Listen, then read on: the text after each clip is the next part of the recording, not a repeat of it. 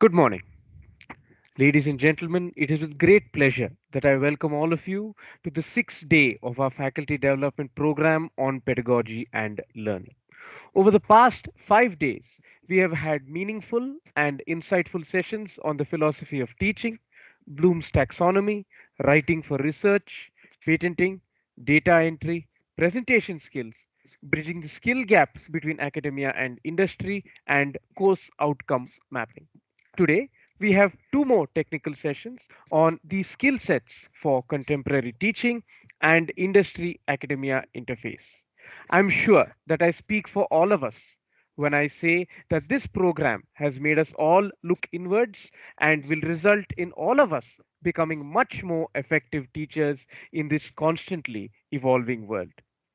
This faculty development program has been such an efficient and useful one due to the vision and constant support extended to the faculty by our principal, Dr. Sister Lalita Thomas. On behalf of all of us, I thank you, Sister. Without any further delay, let us begin with our first technical session on skill sets for contemporary teaching, which will be handled by Ms. Bella Thomas. Before I introduce our resource person for the day, I would like to remind all of you, all the participants, that there will be a valedictory program following the two technical sessions. As I have said, our resource person for the day is Ms. Bella Thomas. Ms. Bella Thomas is a certified soft skills trainer and international emotional intelligence coach. She has been a resource person for several faculty development programs in prominent colleges in Tamil Nadu.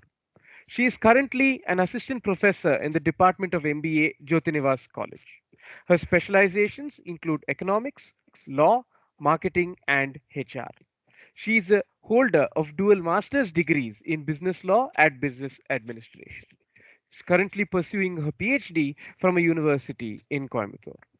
Miss Bella has several publications to her credit and extensive experience in soft skills training for management and engineering colleges, technology companies. Without any further delay, over to you, Miss Bella. Thank you. Thank you. Thank you so much, Mikhail sir, for your lovely introduction. And I once again welcome you to the last day of FDP on knowing about yourself, like how skills can be relevant for us to go in the future. Am I audible to all of you clearly? Thank Yes, you. ma'am. Uh, can you share my PPT, please? I had once again I need to share that from my end. Yes, ma'am. Okay.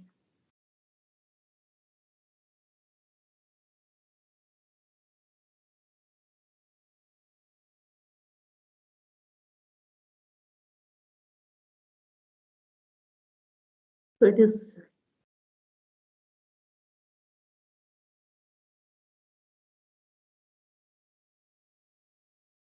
all right. So while it gets loaded, I'm glad to be here in front of all of you and to speak about that today, how soft skills are so relevant for us as educators to know that we can shape the future of our country by understanding the, the relevance of soft skills. So my first slide says that, there is a famous quote that is mentioned, which we have all learned that where there is a will, there is a way. And I just, shifted that word from will to skill. Where today in this 21st century, where there is a skill, there is a way. If you don't have a skill, we are no more able to survive in the 21st century. So what my sections is going to cover is about, you know, we as educators, we should be concerned about each and every student in our classroom, in our nation, such that our country progresses through the talents and the skills of the students.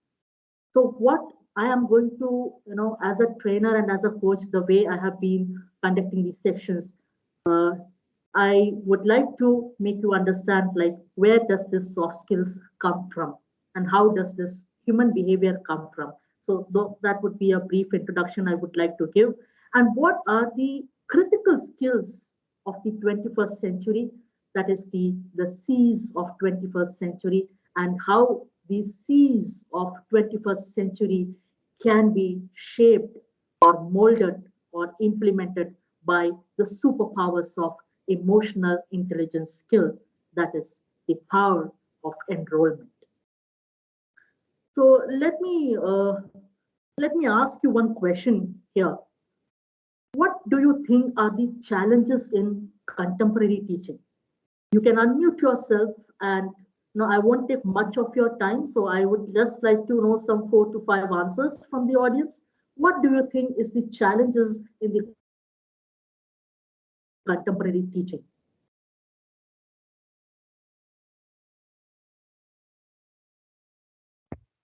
Participants who'd like to answer can press the raise hand button and we will temporarily activate your audio.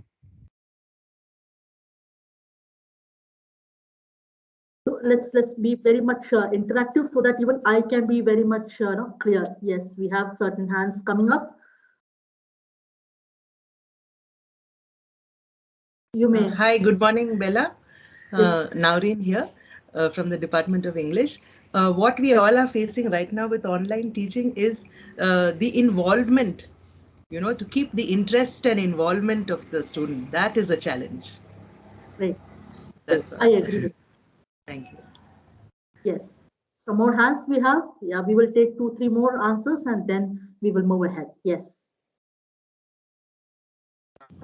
Good Hi, morning, this is Bella. Maya. This Hi. Hi, this is Maya from the Department of English. I had exactly the same thing to say about Naureen. Fading interest among students because of staying at home almost for 2 years now. They have just lost the drive. And to keep that drive going to, reignite them towards learning, reorient them towards learning, it's a very serious concern, fading interest.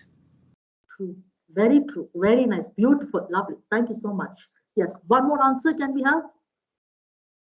One yes, more? good morning, Bella. Good morning. This is Suparna here. One of the challenges also be addressing the quotient within a classroom, the diversity quotient, which is about many people coming in from different cultural backgrounds, different ethnic backgrounds, and therefore how diversity, okay, through the role of a classroom instructor. That's lovely. That's the right, problem that we have also addressed, diversity, getting adjusted with the different cultural backgrounds. And I can also see some of them has popped up in the chat that language barrier is one of the problems in the contemporary teaching. Wonderful answers. Thank you, everybody, for your participation. That really makes me feel so good that you passed it. Now, let me just highlight lack of time for planning, balancing, diverse learning. Exactly. So, what comes to my mind here is whatever the problems that you have addressed right now, the challenges in the contemporary teaching is first deep learners kinds of students. Okay. Now, deep learners are kind of students who are who will go on the topic, they will go deeply into the topic. They may or may not need the assistance of the teachers because in this 21st century, Internet of Things, Google, all those things are there. So they feel Coursera is there, MOOC is there, all these different platforms. There are certain kinds of students who are so deeply involved into the topic and they are called as deep learners. Okay, with or without assistance, they are ready to move on. We have correspondence courses also. All right, and then we have second kind of challenge in the education sector is there are students who are called as strategic learners. Now, what are these strategic learners? These are the kinds of students who will always prepare a plan of action to get good marks in the exams. So, they will compare their grades. They will see that how I am getting rewarded. They are dependent upon the intrinsic motivation and the extrinsic kind of motivational rewards. So they will see that, okay, if I study well, I will get a 5 lakhs package in Google company. If I study data science right now, my starting package would be somewhere 6 lakhs, 7 lakhs. So these are the kinds of strategic learners, okay, wherein they only compare their performance. And after that, they get out of it. Then they will do something new, but they don't go deeply into the topic. They only learn to get something, and which the problem is that can hinder their learning in the future also because their learning is totally dependent upon some motivation, right? And they are also called as bulimic learners, in other words. And at the third category, we have students who are like performance avoiders. They just don't want to do anything. They are neither careful about deep learning. They are not interested into the subject. They are just studying for the sake of degree, getting the degree and to be called as that I'm a qualified person. Okay. And they don't want to achieve anything. They avoid the performances and it's okay for them that if I have not done the assignment, that's fine. Okay, you tell me to do the assignment. Okay, they go, they collect the information from Google, copy paste that, or submit it. So there are different categories of learners. If any problem, whatever you have addressed, like language is a barrier, so they don't participate. They don't want to open up their ideas. Yesterday, I was very much impressed by one of the sentences which Mr. Victor Sundaraj sir spoke that students have a lot of potentials and they have a lot of ideas in their minds. But the only challenge that they find here is they are not able to open up. Okay, so that's one of the very important challenge which we need to address and how today's session I would like to tell like how we can actually mold such kinds of students from performance avoiders to deep learners and build them a curiosity in their life. So now here I would like to, the kind of subject today which you all of us are sitting here and understanding the relevance of soft skills. So we will, somewhere in the olden days, around 2000, 2500 years ago, the soft skill was taught to the kings. Okay, and the role of the kings was to protect the people, to protect the people. The role of the kings was to protect the people and help them to fight with the enemies. And then after their soldiers would come, knock at the doors because they need money to do all of these activities. And then again, the role of the king was to go in the middle of the city market and, speak, spark, and inspire the people to do a particular work or to get the work done. So his main job was the kings would go in the middle of the city market, as you can see here from the picture. His job was to, inspire the people from his speech and get the work done.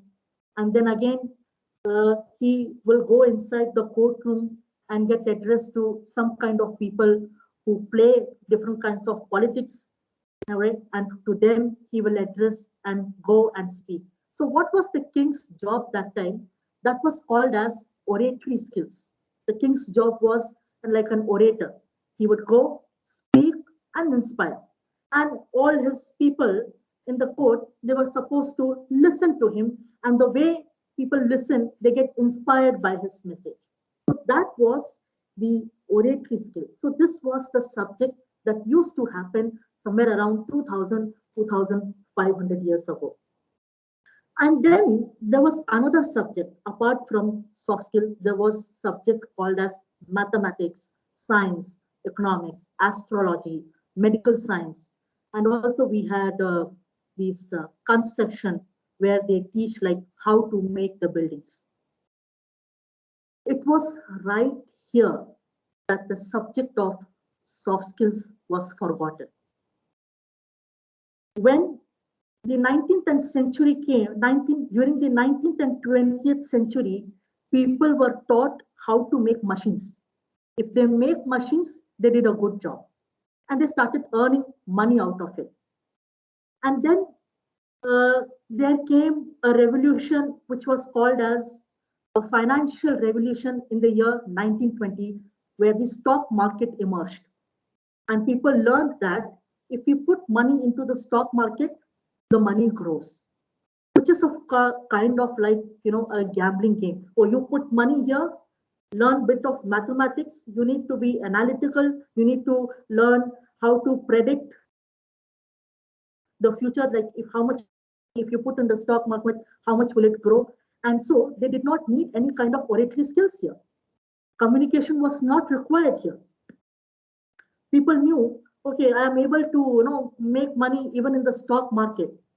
So by 1960, this world of industrial revolution, this world of financial revolution became very strong.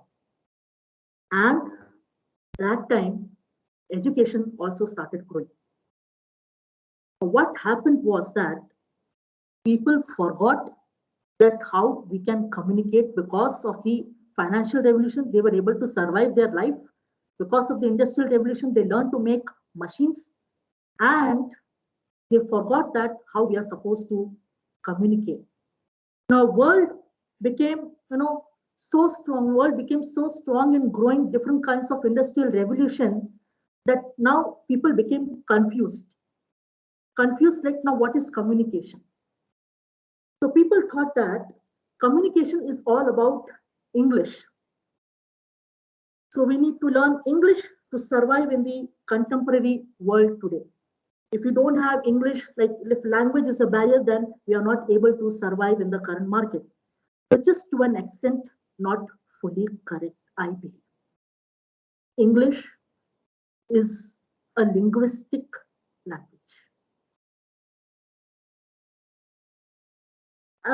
Linguistic requires some knowledge and some skill to communicate and connect with other people. It's just a language. Okay. And in India, this has become a huge problem because many of our students, including me, we don't have the command of English. We came from vernacular mediums.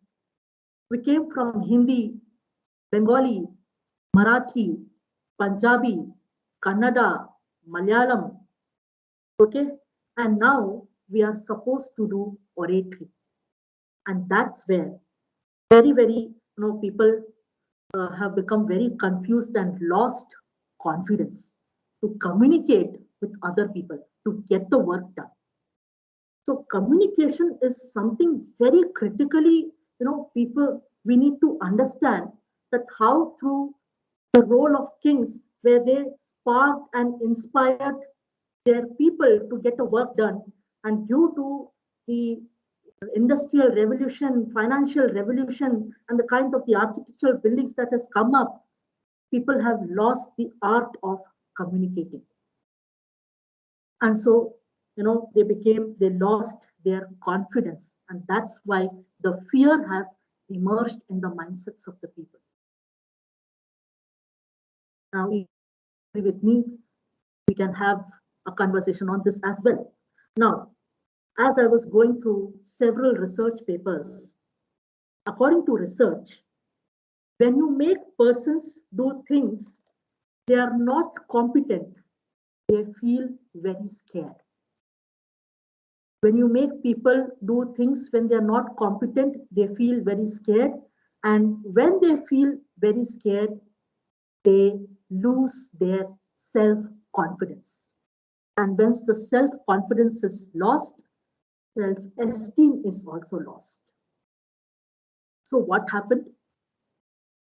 Students started, believing on competitive exams, technical skills, hard subjects, okay, like MAT, CAT, GMAT, all these kinds of entrance exam, engineering, IEEE exams and all, they started focusing on that and to improve their confidence. They get good feedback and so this kind of technical subjects became, very popular and the soft subjects was completely lost in the market. They lost their focus. And students thought, okay, let's go and attend some competitive exams, mug up the content very well, attend coaching classes, and get this position into this company. And now comes one of the most funniest things in interview, which I have also taken interviews, attended interviews, okay, was part of it. And then we asked the questions as an HR manager when I was working in the corporates there. I was supposed to interview few managerial cadre people, and we were being trained how to interview. Also, we asked them, okay, we asked stressful questions to them. If three people are standing there, and today if you are the leader of it, come on, tell me how will you do these things? And right from the beginning, student has been trained all these kinds of technical hard subjects. And all of a sudden, student has been given a problem and told, and we tell them, how would you deal with this kind of a situation? And the other thing we ask them is, tell me what are your strengths and weaknesses? So I am here not to speak against the system here, but that what I wanted to tell you here is soft skill has become one of the most important subjects in the 21st century. Now, what is 21st century? 21st century is about lots of information. Thanks to internet, okay, it provides lots of information. Now the problem that comes here is, okay, since we have lots of information that is going on, we are from Coursera, MOOC, as I already mentioned. Now the problem here is, what shall I do now? I already have the information with me. What to do now? It's the problem. They don't know what to do. We may think that problem solving is one of the things we need to solve. So here comes what is required in the 21st century. What main skills are required in the 21st century is critical thinking. You know, what to do now? Critical thinking. Communication is one of the most important skill in the 21st century. As I said, communication is not just about speaking English, it is about connecting with the people to get the work done. Because today in a globalized learn, many of the people may not know English, but still you have to connect with them and see that how the work is getting done. Collaboration, creativity. And I firmly believe on this principle, that is commitment. If we have commitment, we are able to get critical thinking, communication, collaboration, and creativity. So these are the 5 C's of the 21st century. And today, my main objective here is to tell you something that how we can actually encourage our students to instill these kinds of skills into their heart. One of the famous quote that says here, no one cares how much you know.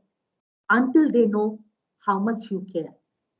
So the next C that is important in the 21st century is the caring. Caring. Students wants us, they want to know that they are being cared by us. Now, why did I mention this caring? As a trainer, as a coach, as an educator, I would like to quote here that I stand on the shoulders of giants. Now, to me, those are the people whom I call as giants who have supported me morally into this profession, who have supported me at the times of my difficult situations that, yes, Bella, you can do it. Those are the people, whom I consider as giants. Now, you must have seen many students who became so crazy to get the autograph of the actors or the famous people in their life, and they would like to go and take some selfie. Okay, I'm standing here on the shoulders of giants here, maybe like Amitabh Bachchan or Barack Obama. No, these are the shoulders of giants. So today, in the 21st century, it is we who are the giants for our students. For me, all of you who are attending this FTP, you have a back support from your family or somebody in your life, who have pushed you wherein you are standing here and addressing a crowd and shaping the future generation. And you really admire them in your life. And for me, also, there are four people whom I really admire, and those names are beloved Reverend Sister Gracie, who is no more now. She was my headmistress in my school. Second, Dr. Deepti Sethi. She was my principal when I was doing my MBA. And third was Mr. Thomas Verghese, sir, who taught me economics. Now, what did they do in my life? They just cared. These were the people when I fell down in my life, when I did not score well, and I had, I never knew that I had these kinds of potentials within me. I never realized that. But it were these people who motivated me. Yes, Bella, you are capable and you can do it. Come on, stand up, rise up, go ahead. These people, they never criticized me. Once in my lifetime, I had even scored 0 out of 100 in economics. And today, when I look into my educational achievements, I have become the rank holder in Gujarat University in economics honors. It's not because of my credentials, it's not because of my talent, but these were the people who stood behind me and cared for me. Yes, you can do it.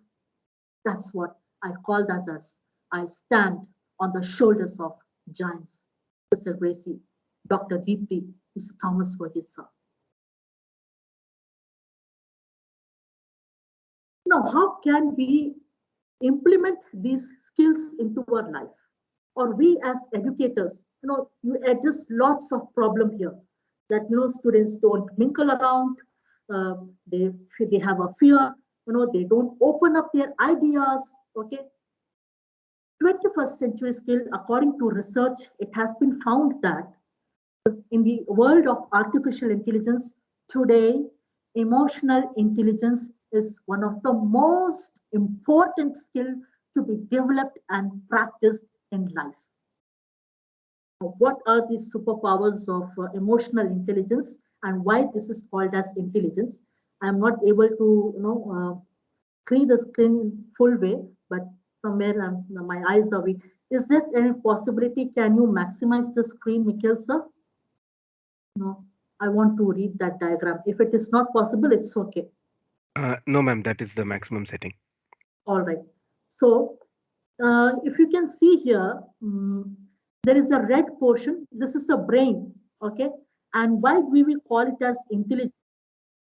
Because intelligence from the brain. Now, we have hard subjects and soft subjects, which I have already mentioned in my story, hard subjects like mathematics, science, and all these things. Now, and then we have soft subjects.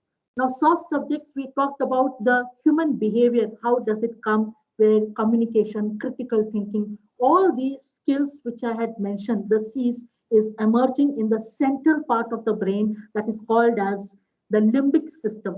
The limbic system contains the emotional competencies. It only considers the emotional feelings of the situation. So there's a spinal cord here. From here, the information enters, and the limbic system is in the center of your brain. The center of your brain is completely surrounded with the emotions. Oh, now you got some information. You get panic. It's an automatic response actually. Okay, you get panic, and then that emotions is being pushed to your forehead, and that's how decision making, work performance comes out, becomes the outcome. So that's why the organizations are really trying to see that how we can have the emotionally balanced, committed young persons to perform well in their future. So emotional intelligence will teach us that how we can actually control our negative emotions and get motivated and see that we are making a proper and a rational decision making and come out with more of the innovative ideas. Now, when I talk about the emotional skills, right, I will ask that in my next question. Every company follows this golden circle, all right? That is, the golden circle consists of three questions: why, how, and what. Now, why have I mentioned here what are emotional skills is? All the emotional skills like empathy, sympathy, okay, uh, optimistic, or whatever the positive emotions or negative emotions we say, okay, that is into the central part of this diagram that is called as the golden circle. Every company follows this structure, and those companies which have followed this structure, they have been they have been very much successful, especially companies, top companies like Apple, Microsoft, Google. They follow this structure. Whenever they start doing any activity, the first question they ask is why? Why do we need to do this? How we can do this? And what it can be done. So there are four emotional skills. Those are recognizing my emotions, understanding others' emotions, expressing the emotions, and regulating the emotions. These are the four emotional skills that every individual needs to develop. You need to be aware about how are you feeling right now. Are you feeling okay? Or why are you sad? Why are you happy? What disturbs your mind right now? You have the intellectual capacity to do the things right now, but somehow your feelings are holding you back to be energized. You recognize you need to have the potential to understand how is the other person feeling, how we can express our emotions if the other person is down or up, and then based on the understanding others emotions and our emotions, we are supposed to regulate the emotion, and all these happens in the limbic system of our brain. So emotional, I have taken emotional intelligence, that diagram, and the golden circle, I have combined it. If we learn to combine these two broad circles, I'm sure the outcome would be fantastic.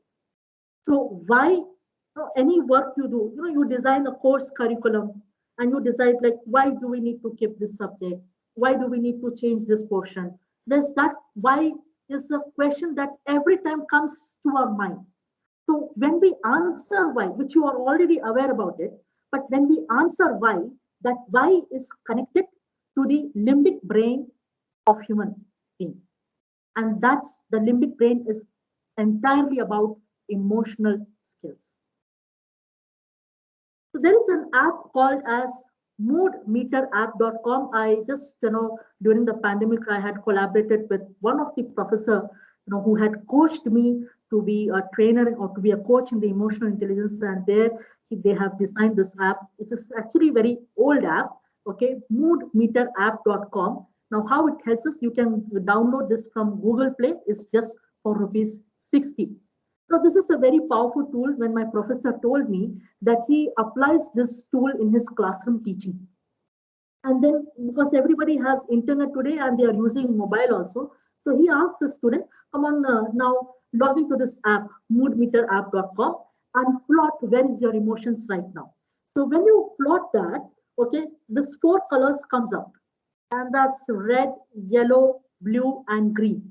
Green is more positive side, red is more dangerous sign of emotions. Oh my God, you're right now not so in a regulated mode, your emotions are quite negative. And then we have stabilizing kind of emotions like yellow, blue. All these colors will tell you like where are you at present right now, how are you feeling. Very interesting. So professor uses this technology in his classroom. He plots that, and when he gets the vibe of the emotions, whether positive, average, or negative, and then he may applies the principles of emotion intelligence, strategies of emotion intelligence, and makes the classroom learning very engaging, such that students become, regulated. Now, here he applies also one thing is it's emotional intelligence or this mood meter app is not just about controlling your negative emotions. It is also like you need to balance yourself. If I am in the red quadrant, negative emotions, how can I come to green? If I am into the yellow quadrant, how can I come to blue? So this is the way we need to balance our emotional state of mind. So this is very helpful, and I hope this can be entertaining to your classroom teaching as well. Now, the most important part here is learning collaboration. All right. When, as a trainer, when we are being asked to train on this team working skills and collaboration, I feel this is a very tough job because most of the time students have been asked to write exams without showing their answer papers to others. And then all of a sudden, students are being asked, okay, now share your ideas with everybody. So, how we can do this, let us learn in that manner. As I said, whatever I am speaking here, communication is to connect with the people, irrespective of the languages. Okay, so we as educators in 21st century, what connected educators do differently? Let us understand that. This is the principle which I would like to share here. Apply professional learning networks. To enhance your collaboration skills, we should leverage social media into our teaching. Use Twitter, use LinkedIn, which is absolutely a professional site where you can speak about your colleague. Okay, today we had this kind of event, and this is what we did. So we are able to collaborate with the educators from different places of the world where we update our events, we update our ideas, we share our ideas, we collaborate with them, we join with them in the conferences and the workshops. Okay, so this is one of the beautiful platform, which is a digital tool which all of you should know, making use of social media into your teaching pattern. So today you must have taught, and everybody would like to be present in the social media today. And most of the students are already present in the social media, but how to make the right use of the social media is what we need to channelize and navigate them. All right. So professional learning networks would be leveraging social media using LinkedIn and Twitter, and you can see how how educators are making use of this platform, and it's really wonderful to boost the morality, curiosity of the students as well. The second tool, as we have amount of time, I'm going to just tell you in very brief, like how we can do or implement these skills in the 21st century. The second methodology that I believe we can implement skills into our teaching is power of enrollment. It's very beautiful. Now, what is that power of enrollment here is? Enrollment is like we are sharing with other people. Share your grievances. What are the pains you have? Okay, share it with that in an authentic manner and see that how we as community or group of people can help the students to rise above their level. So sometimes The power of enrollment is a tool to make them realize that they have the potential to do the things they wanted to do, but somehow, some situation, some circumstances held them back. So I believe let not today students they have all the comfort facilities. They don't accept failure in their life. About 15% of the population are suffering from depression. And in the pandemic, it has already increased. Most of the people who have lost their jobs in the pandemic have committed suicides as well. Students, when one sentence has been spoken against them that you are stupid, student goes and commits suicide. Let me tell you one more incident. When I was in Kerala a couple of months back, I had the chance to interact with few of the principals in the colleges, and we were discussing about the relevance of emotional intelligence, how we can make it as a very strong learning skill in the education sector. So one of the principals told me that, mental health is not a problem in Kerala. I was actually a bit shocked. But then I didn't go further to argue about it. And just after 2 weeks' time, I read an alarming news in the newspaper that one student murdered another student in a college campus in the history of Kerala. I was shocked. And then later, when the investigations happened, due to the pandemic, they did not have any social interaction, always gluing to the technological devices. They did not accept any kind of failure in their life, and they thought that that's the end of their life. Over. And that triggers me. We need to make a change in the students. We need to boost the motivation level of students. We need to give them the power of confidence. We need to remove them the fear from their mindset.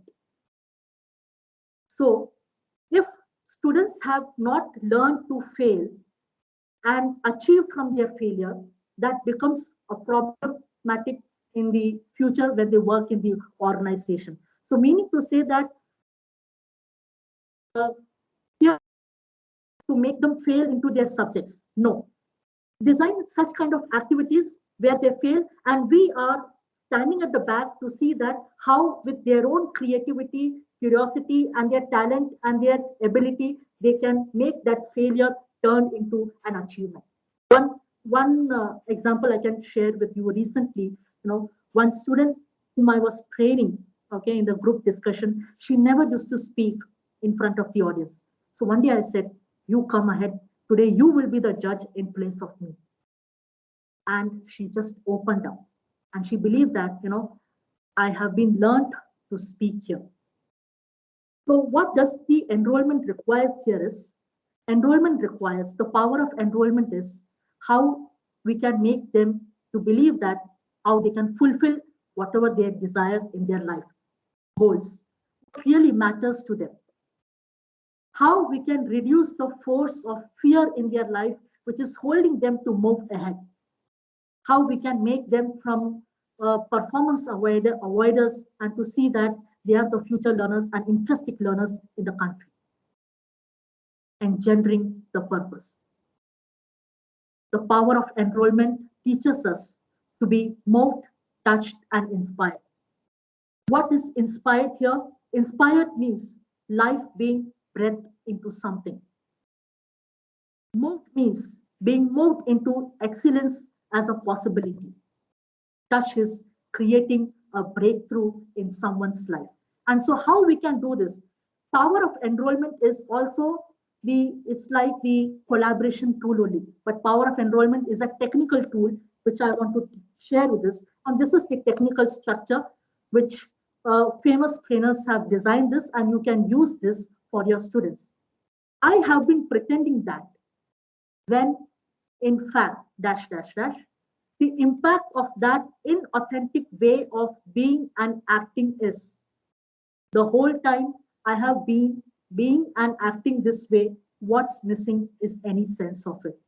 Now, this is the designed structure for the enrollment tool, and this can help us to overcome the fears which we want to achieve, especially the students.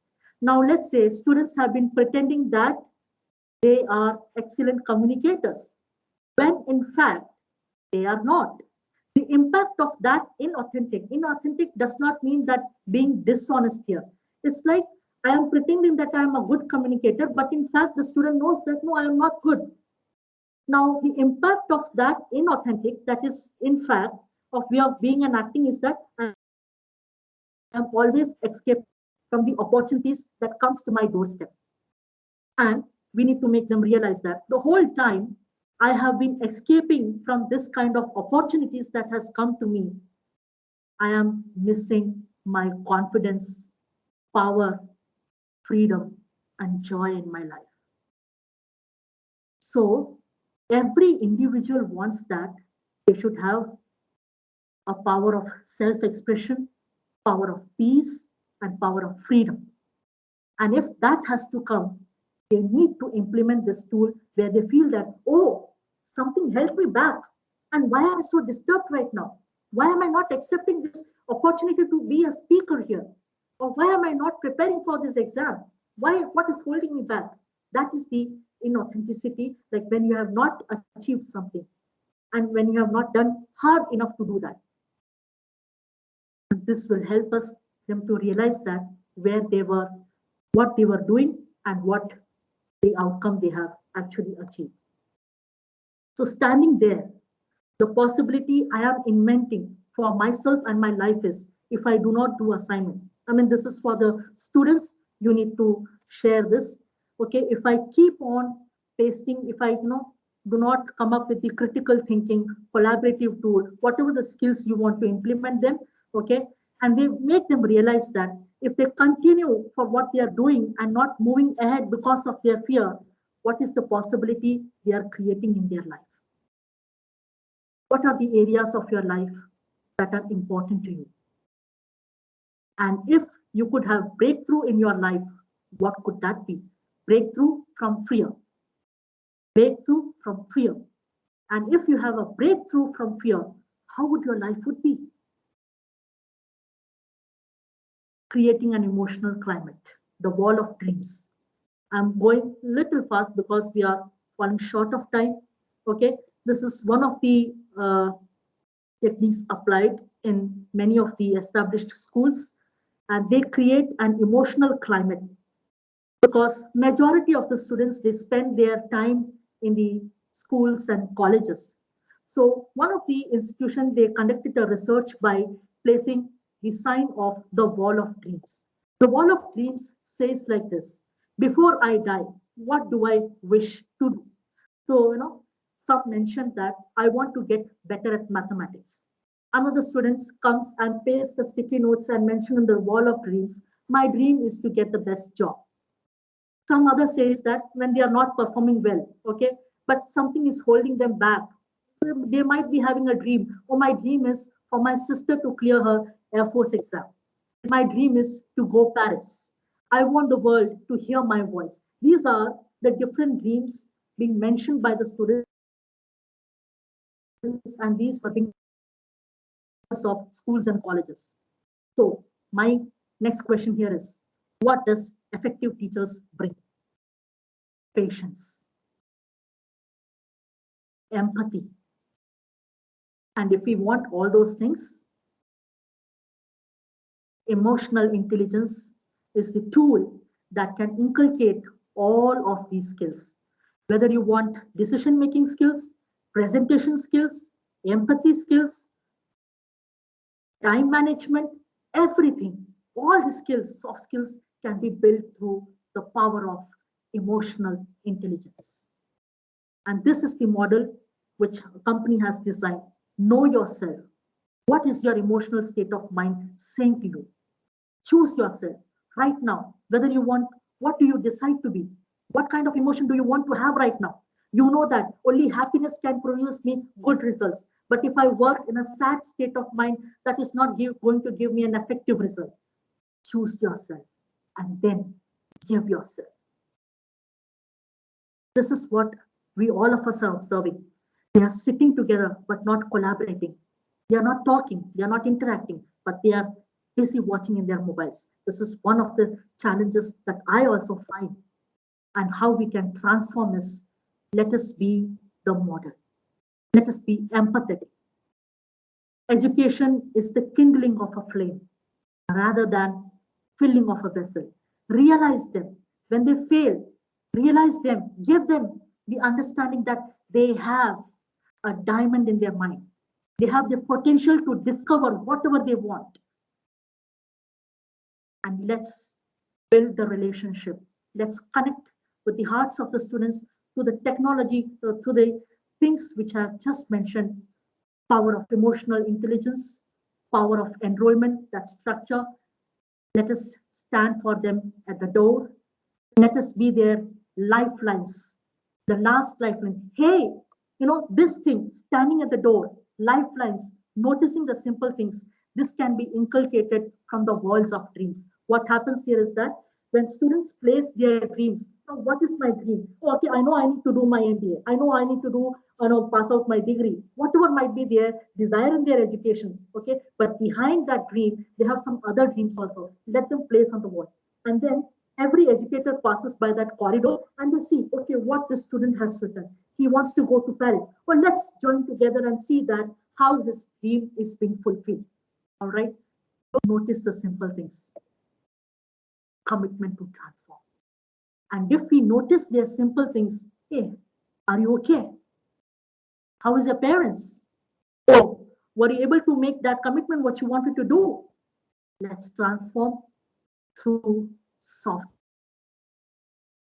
skills. Let's daily teaching life just by being their lifelines, being empathetic. And if we are doing having these qualities, I'm sure whatever the challenges you have, from your students that you feel in your teaching career, everything can be wiped out. I have already practiced this tool, and I see that many of the people are able to transform. Since I felt like these were the most important practices which I, as a coach and a trainer, I have been doing, and that's the reason I have shared among all of you. Thank you so much for your attention and listening. Thank you once again. Yeah. I'm open to the questions if anybody has. Thank you, ma'am. We have a few questions. The first question is: do teacher training programs for schools emphasize on soft skills for instructors? Yeah. So when in my experience, in my knowledge, they have not emphasized, but recently, to my knowledge, that CBSE has already given the permission to inculcate emotional intelligence as a curriculum to be imparted in their study program. So now this has become a mandatory training program in the schools also. CBSE has already given that permission for it. Okay. Second question, ma'am. Sometimes in a class, a teacher might lose her sense of mood balance due to some kind of instigation. How can we retrieve the situation from there? So I understand that teacher is not in the good mood and she is finding it difficult to engage the classroom. Is that right? Yes, yes, yes. So that's where the structure of enrollment plays that. Now I am pretending that I am quite good right now, but I am hiding my emotions, and hiding that emotions is being inauthentic. Now, what is the impact of being inauthentic is that I may not be able to teach well. When I am not able to teach well, what will be the outcome? Students will not be able. So this is what the power of enrollment will teach us to uh, switch back from negative emotion to the positive emotion. So they need to know that, okay, what could be the payoff? I can forgive right now. So if I forgive, what will be the outcome here? I have peace. So when peace is discovered in the mindset, automatically the energy will come up and the performance can be a stabilized one. That's a powerful tool, I can say. Okay, ma'am. One more question. How did the BPO revolution transform the soft skills training scene in India? Can you just repeat that? How did the BPO revolution Hmm. transform the soft skills training scene in India? Okay. So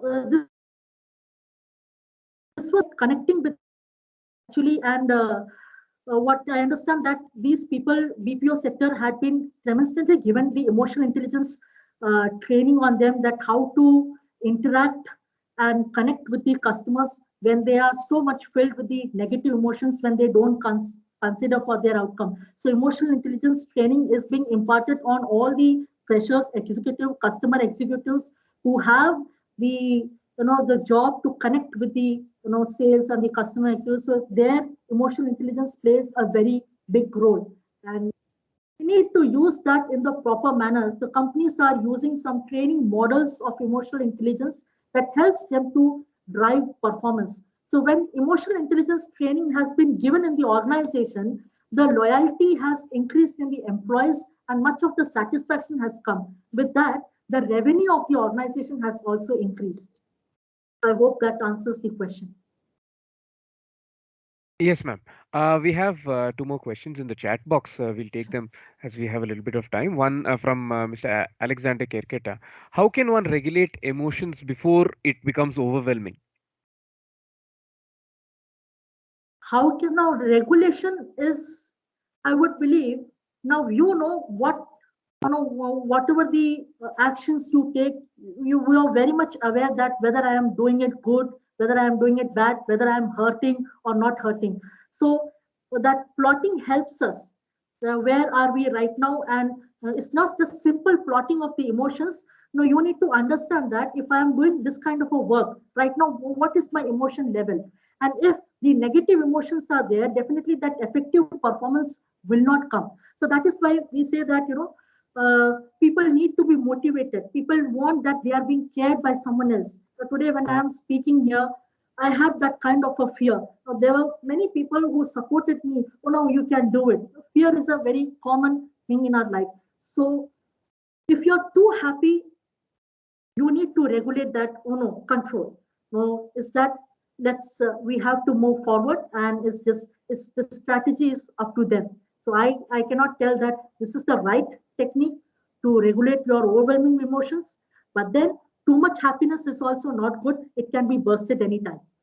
So one has to regulate in its own way. I have the strategies with me, but then it will take a lot of time. So due to that, I'm just keeping it short. Okay, ma'am. One more question from Miss Naureen Aziz. Some teachers have extensive portions to complete. How can they make time for recognizing the emotional intelligence of their students? That's the art of teaching. When they have the recognizing the emotions of the students is, I said, like, you can read the facial expressions of the students. Where every day when you march into the classroom, we get a vibe of emotions. How are they feeling right now? So accordingly, reading their mindset, facial expressions, we need to strategize ourselves to see that how best. So sometimes when they're too down, share them a story. Stories sometimes engage them. A sense of humor also helps them to re-energize in the class. So that depends upon the emotional skill of the person. So emotional skill is how am I recognizing the emotions? And when the extensive syllabus is there, it is up to the teachers, competency, how she or he can finish it, and to see that it is being completed in an emotionally objective manner. When you enter the classroom, your objective is not just to finish the syllabus. Every day, you should make an objective. What is my emotional objective when I am teaching this topic? Because as I said in my previous day classroom, okay, students hardly remember what is the content you have taught them, but they will remember how you made them feel. So emotional climate, you know, can play a big difference with them. When you notice their simple things, they feel happy and they think, oh, this teacher cares for me.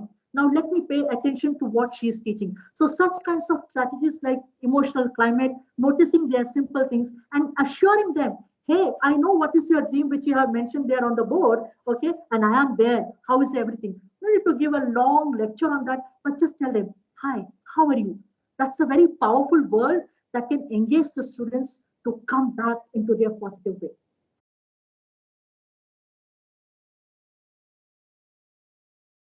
Was that audible? Yes, yes, ma'am. Yes, ma'am. Thank you so much. Uh, as of now, we have no more questions. Oh, there's one more question. How can a teacher deal and handle the digital divide in her classroom? Uh, Digital divide, can you just explain me this? I have not got the clarity in this question. How Uh, can the teacher? how can a teacher handle the digital divide in his or her classroom? It's come from one of our speakers on in the chat box. So, Can you just clarify that question if you don't mind? okay, we'll clarify that question. We have another question. Would you advocate counseling for teachers if they feel they have a problem? See, I can definitely tell and I can ignite the spirit in them that they have the power to transform anybody if I can do that. Because I am not an extraordinary person. I have also learned as a coach and I am coaching it. And I can definitely tell some counsel or I can guide. I am not the person to counsel, but I can share how the power of enrollment that is being moved, inspired and touched, those tools can work in the no problem. I will be more honored to do that.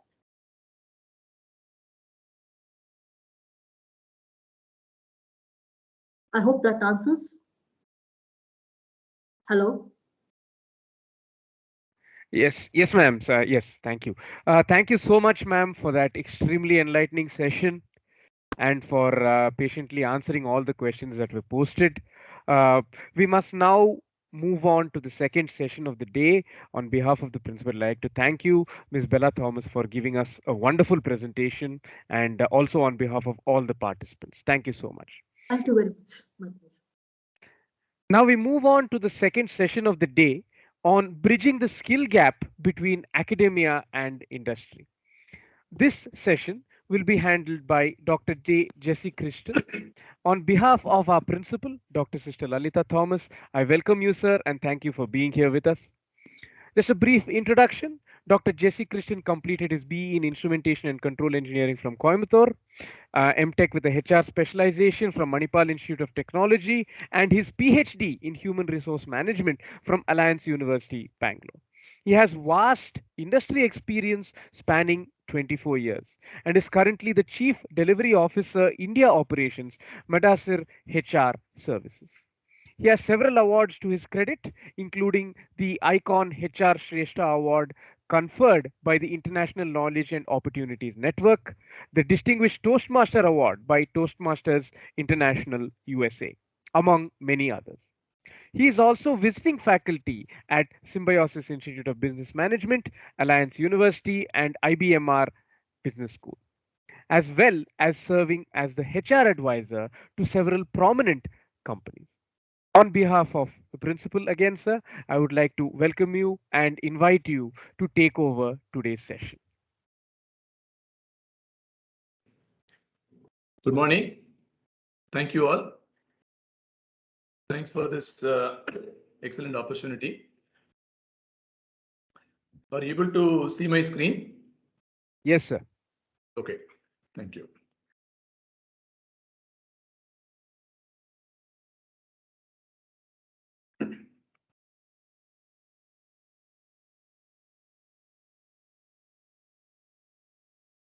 Okay, so let me sorry.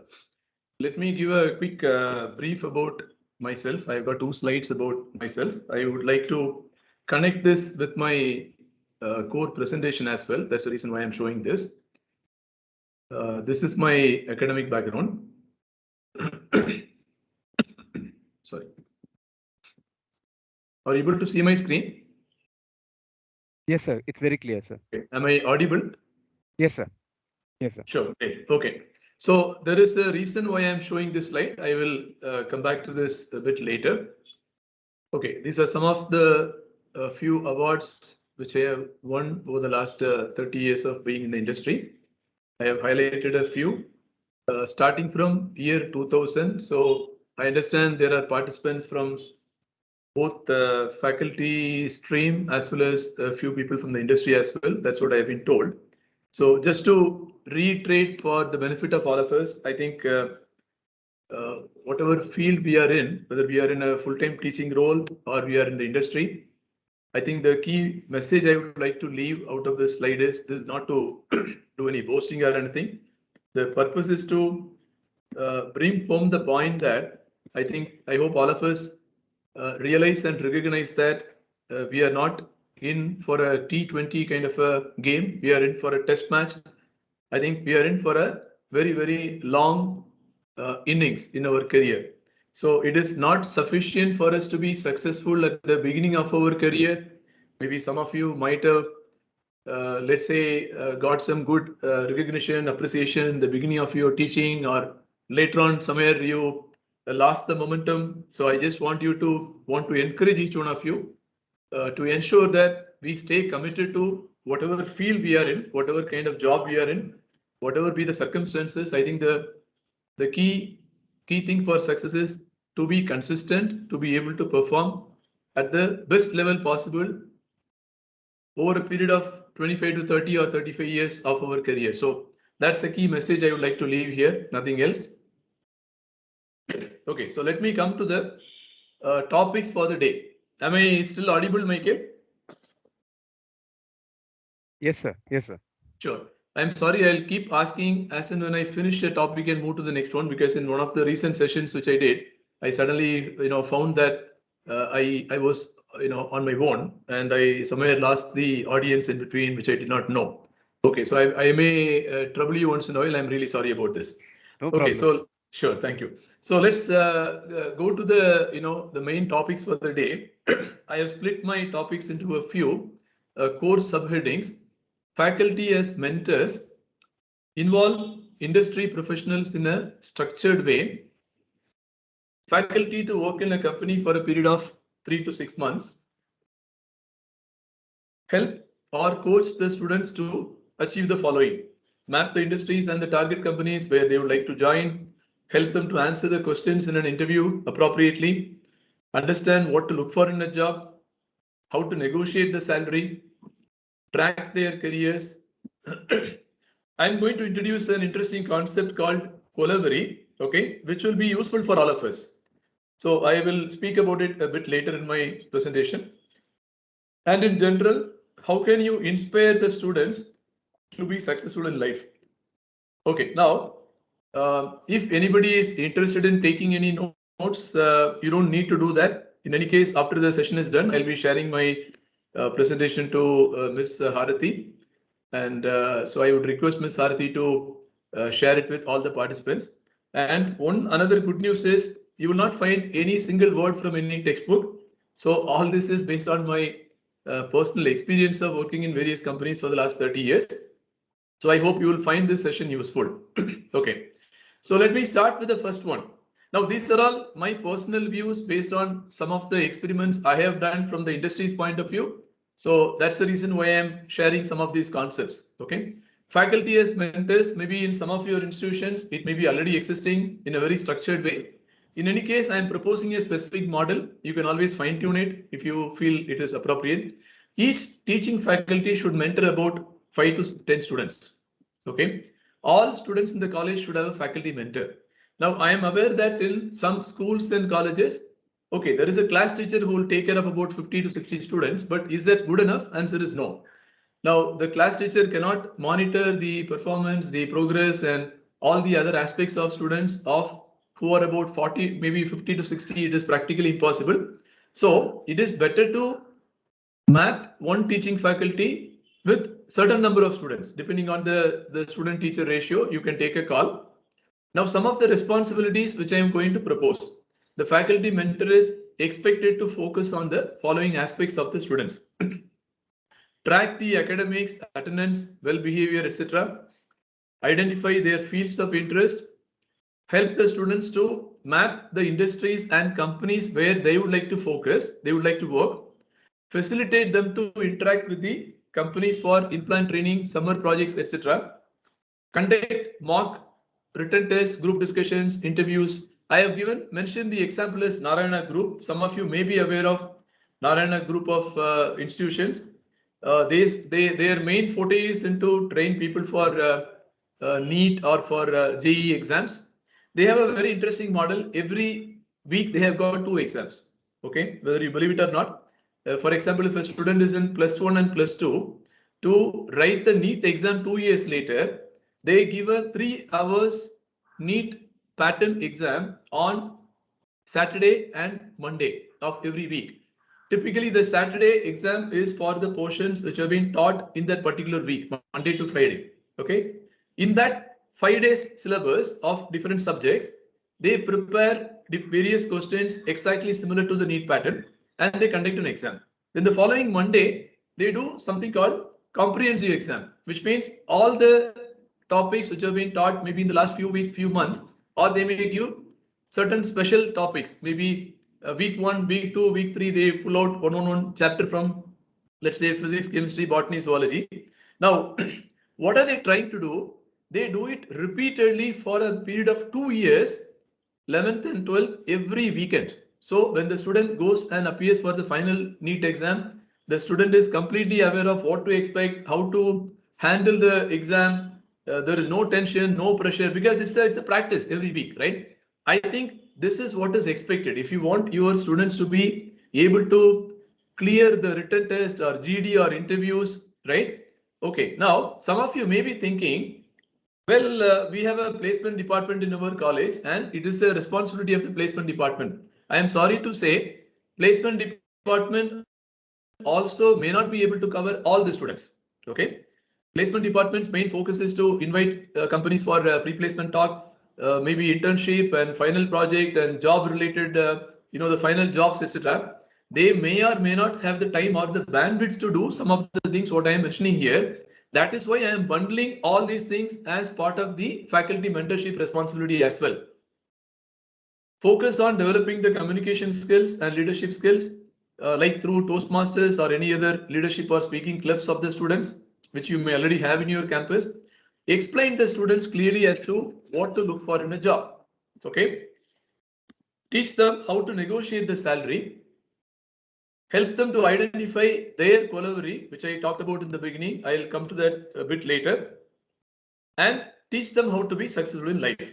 So basically, what am I saying here? As a mentor, you can touch upon many of these things. Now, can you do it all alone? Answer is no. So you can actually involve industry professionals in a structured way for some of these activities. Okay. So I'm just giving a few tips about how this can happen.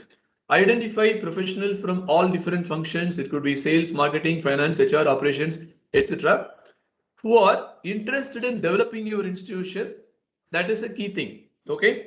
Now, there are so many people in the industry who are willing to share their knowledge. The question is, how many educational institutions are willing to utilize them? Okay.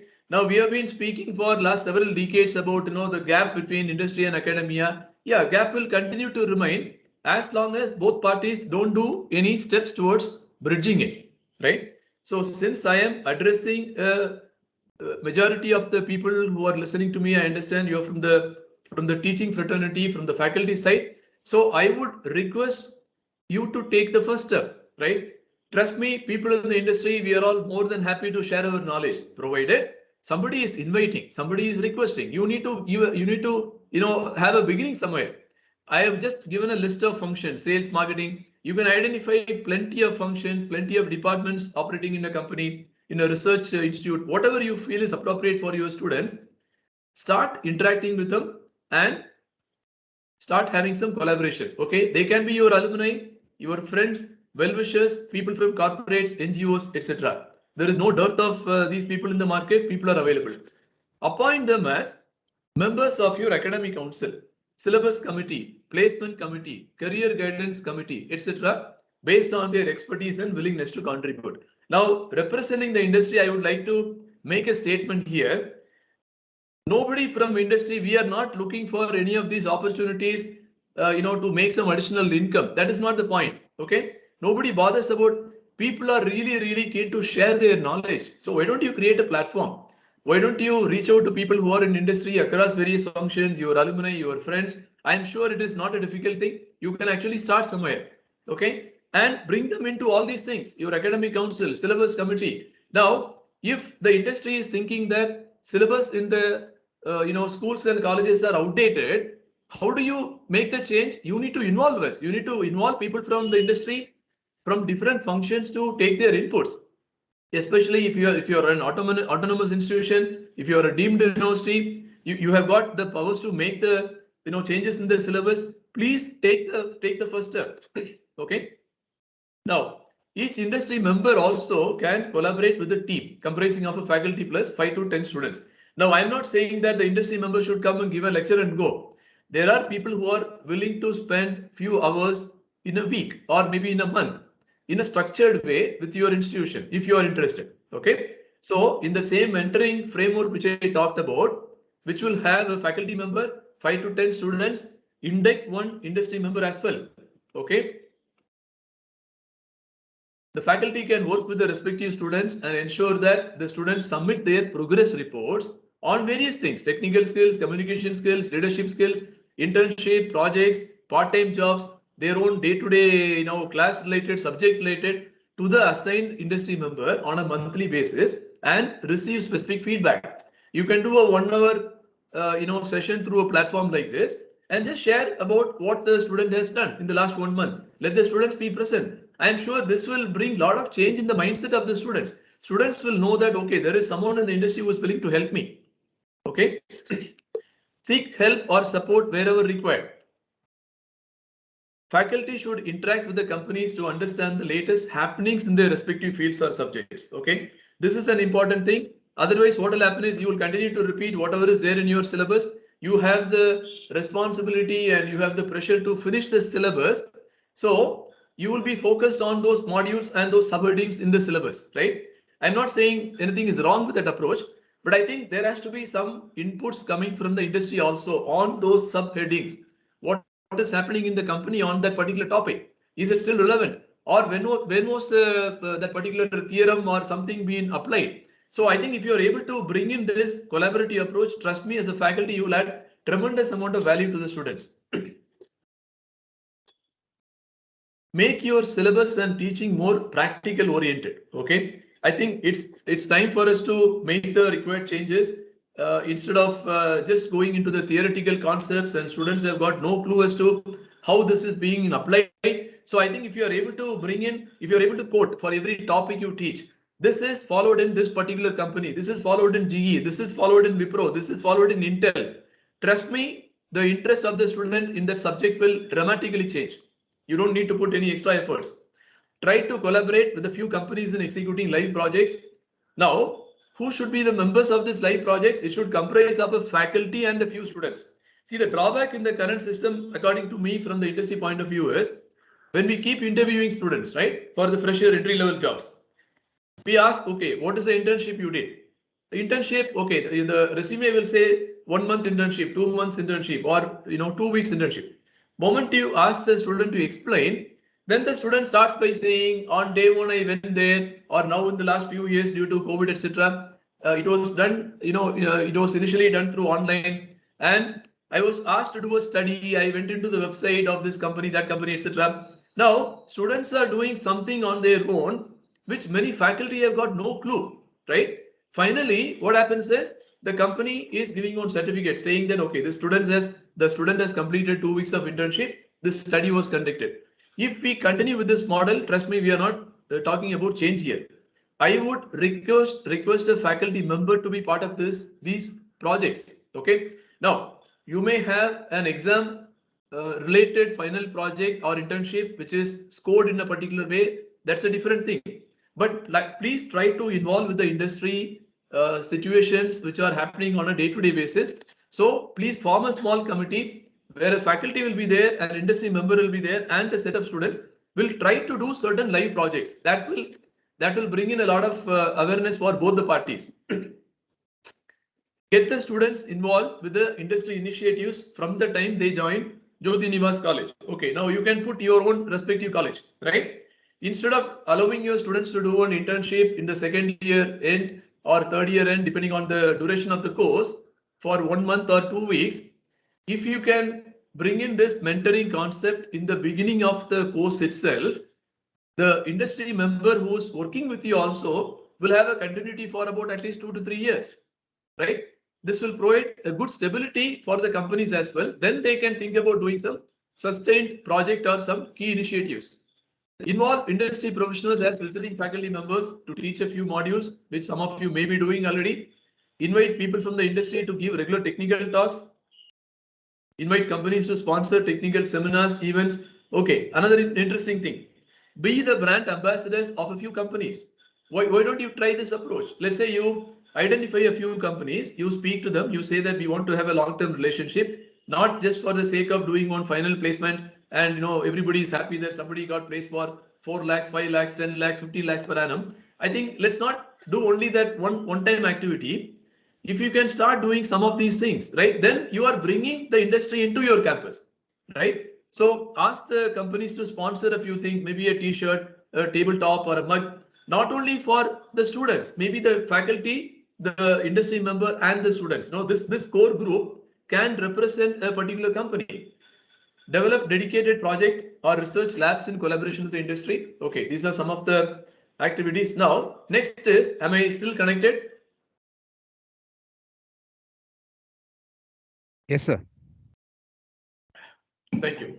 So next is, my proposal is, I would like the faculty to work in a company for a period of 3 to 6 months. Okay. Each teaching faculty should work in a company for a period of 3 to 6 months. This will tremendously enhance the knowledge of the faculty. The faculty will get an understanding of what kind of jobs are performed by the students who pass out from the college. The faculty can identify the areas where they need to train their students better so that the students can do well in their jobs. This industry exposure should happen for all faculty members once in 2 to 3 years. Okay. Now I am proposing 3 to 6 months. You can at least start off by saying, like an internship which the student is doing, why don't you start to speak to a few companies where you have some good rapport, right? Why don't you nominate one of your faculty members to work for at least 1 month or a few weeks to start with, right? In their respective subjects. It can be in the current situation, it need not be a physical going and working. It can even be doing certain activities, I mean, online or talking to them or doing certain work for them over the weekend, or some of your classes you can do some adjustments, or in the online sessions right now, if the faculty members are finishing the classes or they don't have any classes on a particular day, for a half a day period, can they start doing some work with the company, right? I think this is a key thing. What is currently missing is faculty is busy, teaching faculty is busy trying to complete the syllabus. Students are focusing on somehow finishing the semester after semester, getting marks and thinking that I'll get a job. Now the gap here is industry is expecting students to come out in a particular way that is not being understood by the faculty and the students, right? Then we start blaming each other. So instead of that, if the institutions can start to think, okay, let me nominate one of my faculties. It can be a round robin thing, right? Once in a year, once in 2 years, at least a few weeks, right? Some orientation, you just go and you nominate each of your faculties on a regular basis, maybe for a few weeks, in a year or in a semester, depending on whatever is possible. But I think it's very important to make a beginning in this area. Okay, now help the students to prepare and clear the interviews. Okay, again, please don't assume that this is a job of the placement department. No, placement department has got its own restrictions. That's why I'm telling this to the faculty how you can play a role here. Facilitate the students to map the industries and companies. Help your students to do a thorough study about the industry sectors. Okay, manufacturing, the various sectors in their respective fields, whichever field they are specializing in, ask them to do a thorough study. Facilitate them to identify 1 to 2 sectors where they would like to have a long-term career. Okay. In these sectors, enable them to identify 5 to 10 companies which they would like to target. So basically, let them identify a few industry sectors. In that, narrow it down to a couple of sectors where they would like to have a long-term career. Then in those sectors, in each sector, identify 5 to 10 companies which they would like to target to apply for a job. Now, okay, tell them to have a folder for each of these companies. Capture the following details. Okay, about each company, let the students capture all the information available at a global level. When the company was started, head office location, number of countries they operate, global headcount, number of products they manufacture, services, etc. Global ranking. Okay. Now, ask them to repeat the same activity at the India level. Okay. When it was started in India, how many people are there, how many centers they have, etc. etc. This you can always collect from your alumni, your friends, your relatives, and check if you know or your students know any of the people working in these companies. Okay. Now, having done this part, okay, study the recruitment process in those companies. Okay. How do they recruit fresh graduates or engineers or MBAs depending on what all courses you run? Is it through campus recruitment or through off campus? Study what kind of jobs are available at the entry level, right? Example, sales executives, software engineers, system administrators, etc. What's the selection process? Is it written test followed by GD followed by interview, or written test followed by interviews, or simply group discussion followed by interviews, or multiple rounds of interviews? Now, why this level of detailing is required, right? Because you may probably come across some students who are very strong in their concepts. Maybe they'll clear all the written tests, but when it comes to group discussion, maybe they are not exposed to speaking in a group, so they are not able to express themselves freely, right? So they need some coaching there. Some people may not be able to face one-on-one, face-to-face, or one-on-one technical interviews, right? So it is very important to identify the selection process of those companies which they have identified. Okay. So if these things are done, give the students very rigorous practice, right? Depending on their area of improvement, give them regular practice, help them to prepare thoroughly so that they clear each round. Okay. So basically the mentoring concept, what I am visualizing is not just making them to somehow study and pass the exam. Okay. I think you should connect it from the industry point of view. Trust me, it will be a very enjoyable contribution even for the faculty, and the students will get a wholesome package. Students will not think, I joined this college to score marks, right? I joined this college because of the brand name. I will go out with the brand name. No, brand name is there on the resume. Later in my life as a person, I need to perform. So quicker I equip myself with all the skills, trust me, it will give me a head start when compared to many other people in the industry looking for jobs. So this is where the faculty has to really contribute. Okay. Now another area, am I still audible? Yes, sir. Thank you, Michael. Okay. So conduct mock interview sessions. Let the students be thorough with the typical questions asked in an interview. More than that, they should know how to answer. Now I'm going to share based on my, a few decades of experience in the industry and interviewing so many people on a daily basis. I'm going to share a few questions what we ask. I'm not going to stop there. I'm also going to give very specific answers what we expect. Okay. First question, normally in any interview, right, whether a person is a fresher or with experience, can you please give a brief about yourself or tell about yourself, right? Now, I'm going to talk about few subheadings, okay?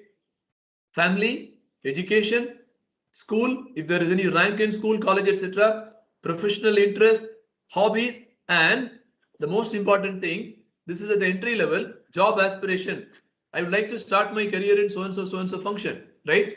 So you need to tell your students, you need to prepare your students to cover these many subheadings for the first question. The reason is the if a student, now trust me, if the preparation is good, answers for all these subheadings can be covered in a period of maybe about 30 seconds to about a minute. It doesn't take much time.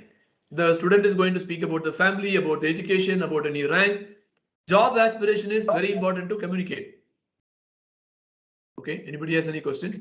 Okay, job aspiration is very important to communicate because that will help the interview panel members to ask the right questions in the subsequent sections. Okay, what's your favorite subject, right? Many students think that favorite subject means a subject where I have scored the highest marks. No, answer is no. We are looking for the subject where the person is very strong practically. That is what we are looking for. So it is not about the marks. I think who will tell these things to the students? Okay.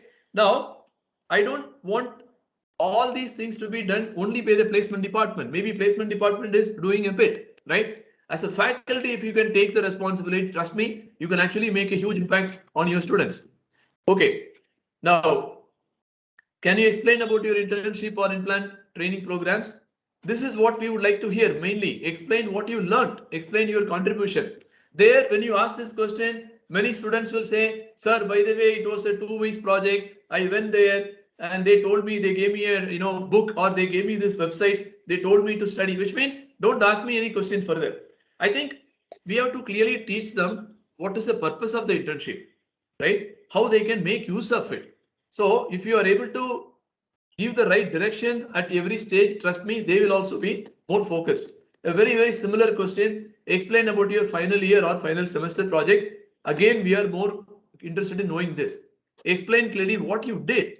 What was the final outcome of the project? Did you try for a job in the same company? If yes, what happened? Did the company hire you? These are the things which we would like to hear from the interviewer's point of view. How about your plans for higher studies? Okay, if you have plans for MA, MSc, etc., articulate the same. If you are planning to gain couple of years of experience and then pursue higher studies, explain the same. Okay, now I think I'm just giving you certain guidelines in terms of what to tell, how to train them or how to coach them. Every question we are looking for a specific answer. We are looking for clarity in the mind of the student. The student should not say, I have written my 6th semester exam now. Once the results come, I will decide. That is not the appropriate answer, which means the person has not thought about what the person has to do, right? Those concepts, those ideas have to be started in the first year, second year, so that over a period of time, when the person is about to finish the degree, person has got good clarity. Clarity need not be on one specific thing, at least to say, these are the couple of options I am looking at. What kind of job are you looking for? So speak about your job aspiration, share about the preparation you already done in that area, companies operating in that space, etc., etc. What are some of your strengths? Now, okay, this is an important thing. What we expect in the interview, we are expecting a person to give proof. If somebody says that I am a great leader, now what is the proof for that, right? So we don't want any nice statements to be heard from the student. We would like to hear with proof, right? So you should tell them whatever you say about your strengths, let there be concrete evidence. I'll give you a few examples. Professional, I am good in C programming. Okay, if a student says that I'm good in C programming, recently there was a competition and I won the first prize at the university level, right? This gives clarity that there was a competition in C programming and I got the first prize. So I can now confidently to some extent say that I am good in C programming. So yeah, any other areas? I have good leadership skills. How do we know? I am the secretary of debate club in my college. So let there be a concrete backup. Let there be proof for some of the strengths, right? Some of your weaknesses, right? Explain with what you are doing to overcome the weakness. We are not interested in knowing what is the weakness. What we are interested in is to know, having identified the weakness, what is the person doing right now? Okay, one example. I am a bit weak in this subject. To improve in this subject, I have recently enrolled for a 3 months weekend course. Any other area? Okay, I am a bit impatient. I want to achieve everything instantly. To improve on this, I have started attending a meditation session, 30-minute session per day. This is helping me to improve my patience level. Let there be proof in terms of the person trying to address the issue. Okay, that is the point. A few more questions. What's your long-term goal? I would like to work in the industry for a certain number of years and then maybe start a company, or I'll work in the industry for a few years. Once I gain sufficient experience, I'll join my father's business, etc., etc. Any other appropriate answer? What's your expected salary? Okay, this is a very, very important thing where I feel the faculty can actually contribute. I am a fresher. This is what we would like to hear. I am a fresher. I would like to learn and grow. I am fine with the salary as per the company.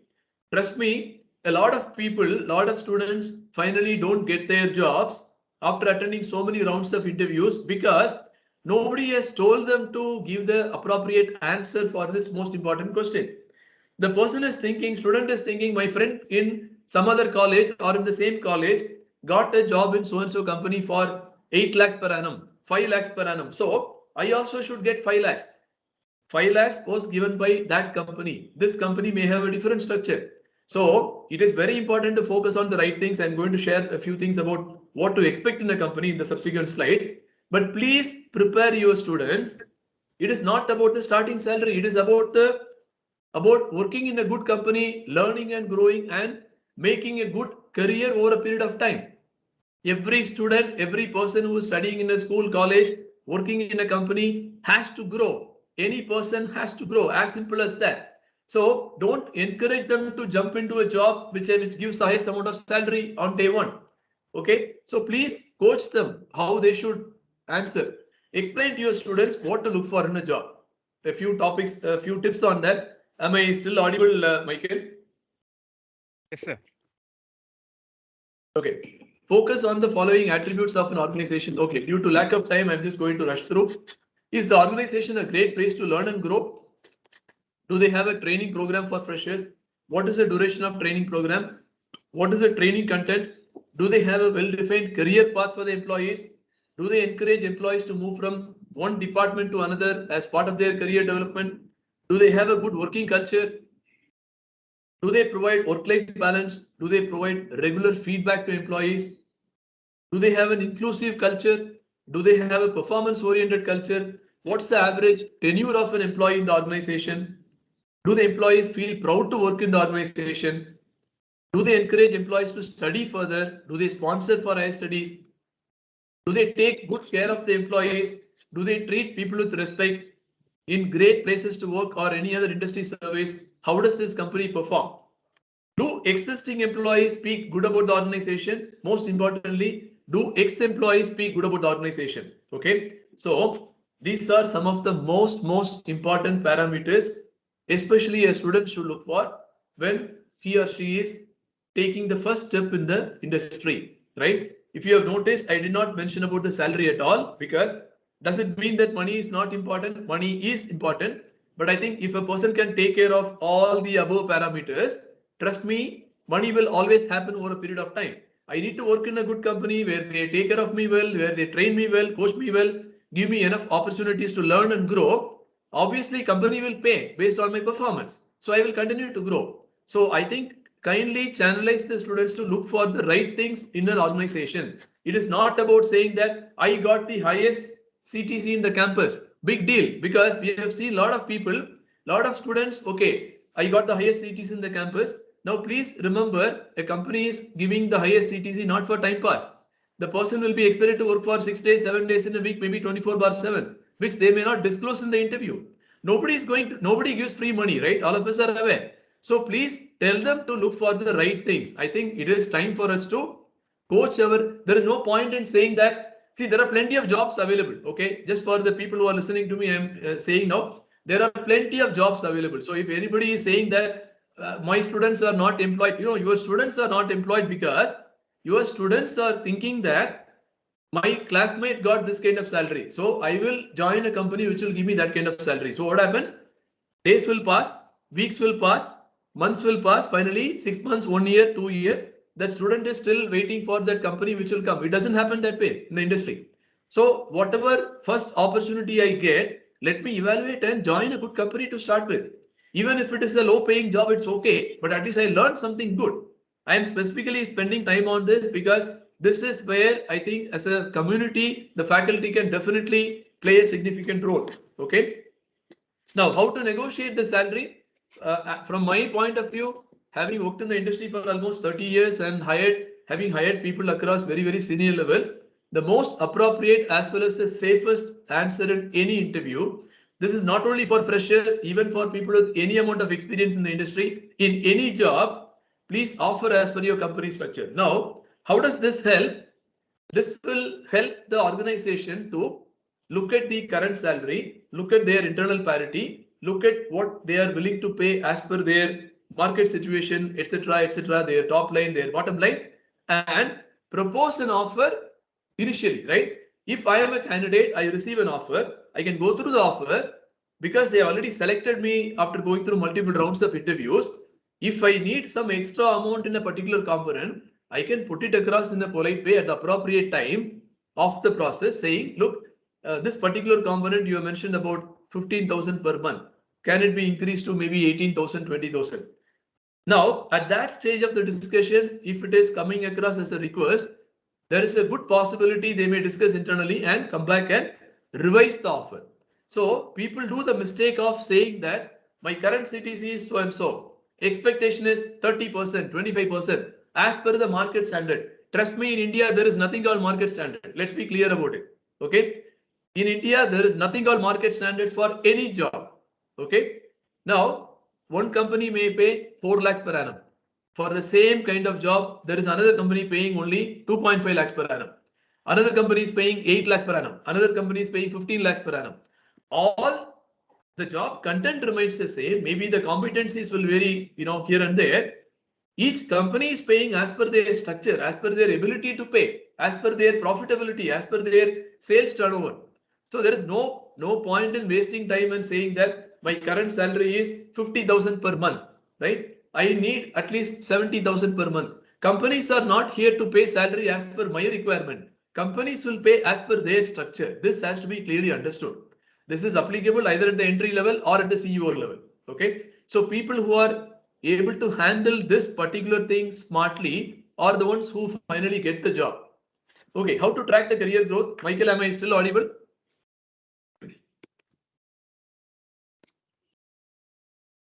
Michael? Or anybody else can answer. You're audible, sir. You're audible, Okay. sir. Sure. Thank You you. are, sir, you are audible. Sure, thank you. How to track the career growth? Okay, when a person is working in the industry, on an average, he or she should get promoted. Promoted means read it as taking more responsibilities once in 2 to 3 years. Okay, just a kind of a thumb rule. Example, I'm just going to give you two different scenarios. One, you can track it based on the designations, right, or the titles. A person joins as a sales executive, senior sales executive, team lead, assistant manager, manager, senior manager, assistant general manager, associate vice president, director, COO, CEO. Okay, this is just, I've just given some broad titles, and I've also mentioned in bracket the average, the number of years of experience. Now, is it the standard thing? Answer is no. There are CEOs who are there in that position even after some 10 years experience, 15 years experience, 20 years experience. But is it a standard norm? Answer is no. The point is everyone has to get into a role, learn the responsibilities, become an expert, and start to do it for a period of few years. You are able to do it very well. You are able to outperform in that level. Then go to the next level. This is the best way to grow. If a sales executive tomorrow is made a manager, he will fail because at every stage you are expected to perform with certain level of output. You have to manage a team, you have to interact with clients. So every stage will come with certain amount of experience and exposure. That's why this going through this kind of hierarchy is useful. Okay, now how do I, is there any other way to track? One more way. Example 2, based on responsibilities. Initially, a person joins as an individual contributor, then the person will start leading a team. Maybe the person will start leading multiple teams, managing a center in India, like a center head, managing multiple centers in India. Maybe the person will become an India head, managing India plus one more or few more countries, right? Managing the entire Asia Pacific region, APAC head, managing the global business. Okay, so I have just given you a feel of two different scenarios.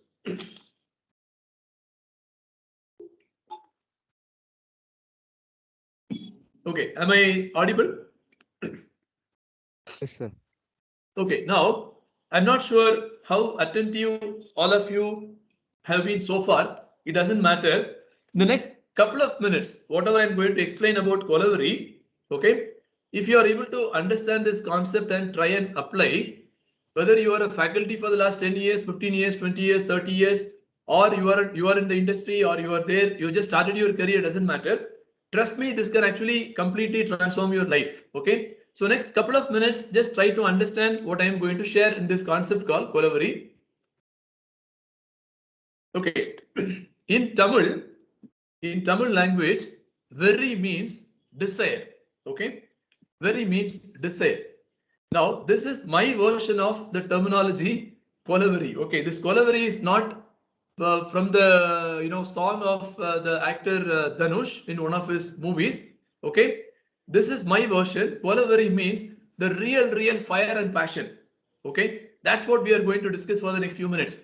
Very means just the desire. Collabory means the real fire and passion. Okay, now the question is, how do we identify my Collabory? Okay, let's forget about the student community for a while. Let's now try and relate to how each one of us can identify. How do I identify my Kolaveri, my fire and passion? I'm going to give a few examples. I'll share my own example. Way back in 91-92, I worked in Karunya Institute of Technology, Coimbatore as a lecturer come placement for just 1 year. Okay. After my engineering, after my BE Instrumentation and Control Engineering from Government College of Technology, Coimbatore. Now, I used to spend time with students, sharing my experiences and looking for a job, difficulties in the job, typical interview questions, what to study, how to study, etc. This is other than my class hours and the placement officer roles. I used to spend a lot of time. As a placement officer, not only the traditional activities of arranging for pre-placement talk, interviews, etc. I did, I arranged weekend jobs for poor and deserving students in Coimbatore city and in the industrial area there, like Electronic City in Bangalore, the Sipcot industrial area there. I used to take people who are very, very poor in studies and take them to some of these places, and I was able to arrange jobs for these students. Okay. Now those days, these weekend jobs, they were paying around 50 rupees per day. So 50 rupees on a Saturday into 2 days, one weekend, 100 rupees, 100 into 4, about 400 rupees in a month. That was sufficient for the student to pay his or her mess bill for the month those days. Okay. So I did these kind of very, very different kind of things which a placement officer may not do even today. Okay. When I was doing all this, imagine every weekend I will be traveling in the bus, local transport bus, with some of the students from the campus to these places. Some of them will work in a company. Then I will take a new batch, right? Few, maybe 3 or 4 students. Now, when I was doing all this, I was in my comfort zone, right? I had a tremendous level of satisfaction. It was easy and natural for me to do. I was enjoying what I was doing. Okay. Please make a note of these sentences which I have highlighted in green. Now, the heading here is how do I identify my Kolaveri? Okay. I was very comfortable. It was easy for me. I was not having any pressure. No, it was, whatever I was doing, I was enjoying, right? These are some of the symptoms to identify your Kolaveri. Now, is there any other way to identify? You can start loving your job and that can also become your Kolaveri. Is there any other way? Yes, you can convert your hobby as your job and make it as your Kolaveri, fire and passion. Okay. Hence, try to convert your hobby as your job. Then you don't need to work for the rest of your life. Best example is A.R. Rahman. We will not hear A.R. Rahman making a motivational speech for about 1 hour because that is not his calling. That is not his Kolaveri. His Kolaveri is to compose music. So he will get up in the morning and start to think of what can I do new today? That is why he has got so many Oscar awards. So I think the key message is, I'll come to your part of Kolaveri also in the next few seconds. How Kolaveri can benefit us, I'm going to give a few examples from my own life. When I went to Manipal Institute of Technology, Manipal, I did part-time job there as a placement coordinator at MIT Manipal. I actually went there mainly to get admission for the MTech course. During the interview process, I understood that they have selected me. I asked the committee, can I also play this role as a placement coordinator? They thought for a while and said, okay, we'll be happy. Then I asked, can you give me some stipend? I mean, they were actually stunned. They were surprised. They were not prepared to answer that question. They quickly discussed and said, okay, we are sanctioning you 1,000 rupees per month. So with this 1,000 rupees per month, way back almost close to 30 years back, I was able to manage my accommodation, food, everything, my local transport those days without borrowing a single rupee from my parents. So friends, what I'm trying to say is, I had this courage to ask the committee which is interviewing me for giving admission for MTech course. I had put across few more questions and got it sanctioned. How did this happen? Because of my Kolaveri, because of my fire and passion. I knew that I can do a fantastic job in this area. That motivated me to ask this question. My Kolaveri initially became recruitment in the corporate world. Later, it became overall human resources in the corporate world. One of my earlier managers, my name, Mr. Mahalingam, he used to tell in the company meetings, for Jesse, recruitment is his first wife. Why? I was so much addicted to recruitment in the corporate world when I moved into the industry. You will handle difficult assignments. Those days, hiring software architects for Philips was a nightmare because it is very difficult to recruit from Motorola, Lucent, Texas Instruments, Intel, these kind of companies. I used to take up these difficult assignments and prove to the company why I am required in the company, right? So what I'm trying to say is, if you have your fire and passion, for somebody else it can be a pressure, but for you it is a cakewalk because that is your hobby. You will put all your efforts to be the best in your field. Okay. I eventually moved into the role of APAC recruitment manager with Philips Electronics Hong Kong, based in Hong Kong for about 3 years. The first Indian to do so in the history of Philips, which is more than 100 years old. I am not making this to boast here. I come from a thatched roof school. Until my fifth standard, I studied in a thatched roof school in my hometown. When it rains heavily, the headmistress will ring the bell, which means we can go home. No more classes because the rainwater will pour on us directly. Coming from a very ordinary middle class background, going all the way to this kind of responsibility, friends, it happened because at the right time I identified my Collavery. You need to have the right focus. Okay, you will do impossible things. I had sent my resume to Bill Gates, Michael Dell, Jeff Immel while working in Philips in Hong Kong. When my assignment there came to an end, right, I had sent the profiles directly. In 3 days of sending the resume to Michael Dell, I received a call from the APAC HR head from Singapore. When I was doing a training in Philips in Shanghai office in China for my team, I was interviewed for 45 minutes on the spot. The lady who called me said, look, Mr. Jesse, you have sent your resume to our chairman, Mr. Dell. As per our process, any profile screened by the chairman's office, we are supposed to interview in 3 working days and give feedback to them. Imagine I have this kind of experience. Now, even today, this happened some 14, 15 years back. Even today, I don't think we have the guts to send our resumes to Narayana Murthy or Asim Premji or any of these people, right? Because our traditional mindset is whenever there is an advertisement released in Naukri or any other platform, I will apply and pray to God, which is good. But my friends, if you are operating in your Collavery zone, you will actually start to do much more than that. Now, I am aware that I know all these people, right? I am aware of Bill Gates, Michael Dell, Jeff Immel. Are they aware of me? No, doesn't matter to me. Do I really care about? Did I expect any response? Answer is no. So, but does it mean that we should not try these things? We should try. We should try different things. As long as it is legal, it is ethical, please keep trying new things. Now, all this will happen fundamentally if you are operating only in your Collavery zone. Otherwise, you will be restricted to the rules.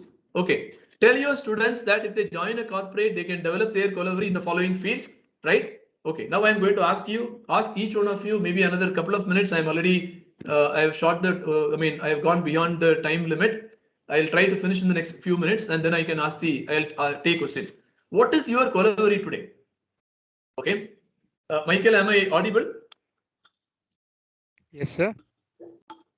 Okay. Some of you may have been in teaching for the last 20, 25, 30 years. Okay. Or some of you may have joined teaching profession very recent, let's say less than 3 years. The question I'm going to ask is, do you still have your first love for teaching? Okay. You don't need to give me an answer. Just think about it. Do you still have your first love for teaching? Do you really like your job? Do you really love your job? Are you addicted to your job? Friends, I think there are certain stages you go through in life if you really want to become successful in life. Okay, first is you need to like your job. Take the liking to the loving level. Then from the loving stage, you move to the addiction stage, right? If you want to be the best teacher in your college, there is no shortcut. You need to be an exceptionally good teacher. You need to put in phenomenal efforts. That is what I'm trying to ask you now. Okay, example one. There is a person by name Mr. Rajappa, my physics teacher in 10 plus 2.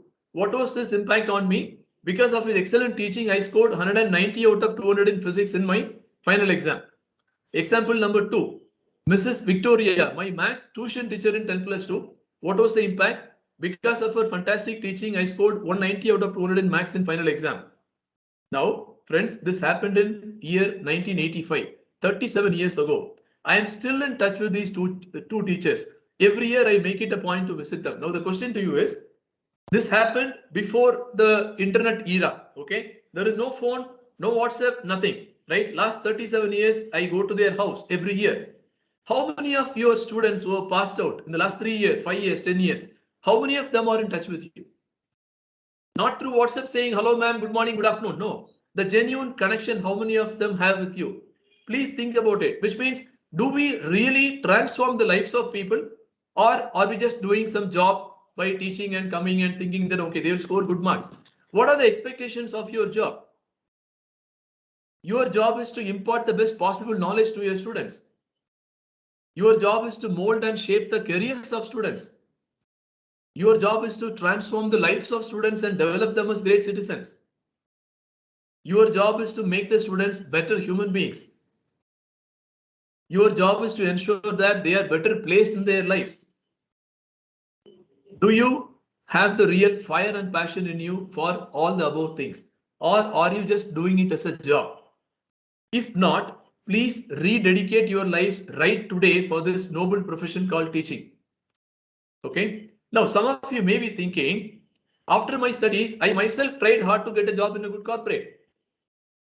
Even after trying hard for many years, I didn't get one. Since I didn't find any other option, I decided to get into teaching. My dear friend, are you in this situation today? I'm going to tell you an exciting news right now. God has a tremendously great purpose in your life. That is why you are in teaching profession today. Whether you are aware of it, whether you like it or not, this is the reality. How? You have the opportunity to transform the lives of several hundreds of students passing out of your great institutions every year. Commit yourself that you will not take it lightly. You will prepare well for your classes every day. So, the simple formula to become a great teacher, start liking your job. Point number 1. Start loving your job. Start getting addicted to your job. There is no shortcut to become a great teacher. Trust me. If you get addicted to your job as a teacher, what will happen? You will become the best teacher for your students. As simple as that. You will prepare for your classes extremely well. Even if the subject you teach is very dry or boring, you will share a lot of industry examples to make the subject very interesting for your students. Okay, I hope it was useful. I'll just take another last 1 minute to conclude. A few useful tips to make your students succeed in life. Okay, as a teacher, try to teach your subjects practically so that the students will learn in a practical way. Encourage your students to ask questions in the class. Impart skills in your students and don't make them to add degrees. Okay, motivate your students to study very well. This is very, very important. Friends, this is my background. Okay, this is I'm connecting with the first slide. 10th standard, second rank in school. 12th standard, first rank in school. Admission in a government engineering college. MTech, first rank in university in all semesters. PhD program, first rank in the batch in all 3 semesters of coursework. Okay, I am personally very, very proud of my academics. This is not to boast here. This is just to encourage you here. How many of you, as a faculty member, in front of your students, you tell about your background and be proud about it? Or are you feeling shy about it? Oh, I have done a PhD in this, but I don't know much about it. Are you? I mean, how do we present ourselves? Do we really motivate our students in the right way? Or are we directly jumping into the subject and saying, okay, I need to finish these modules. I don't have any time beyond that. So please tell your students to study very well. I'm sure some of you will have much better academic record than what I'm showing about myself. Please showcase it in the right way. Let your students be inspired. They need to improve in communication skills and leadership skills. Encourage your students to actively involve in professional forums. Let them be in touch with few industry professionals and get mentored by a few. Let them carry out industry projects, part-time, weekend, online jobs. Tell them not to go after money. Instead, go after large responsibilities. Then money will follow them. Encourage them to speak the truth always. Let the students know that there is nothing impossible in this world to achieve if they execute the plan properly. Always be open to share your knowledge with your students.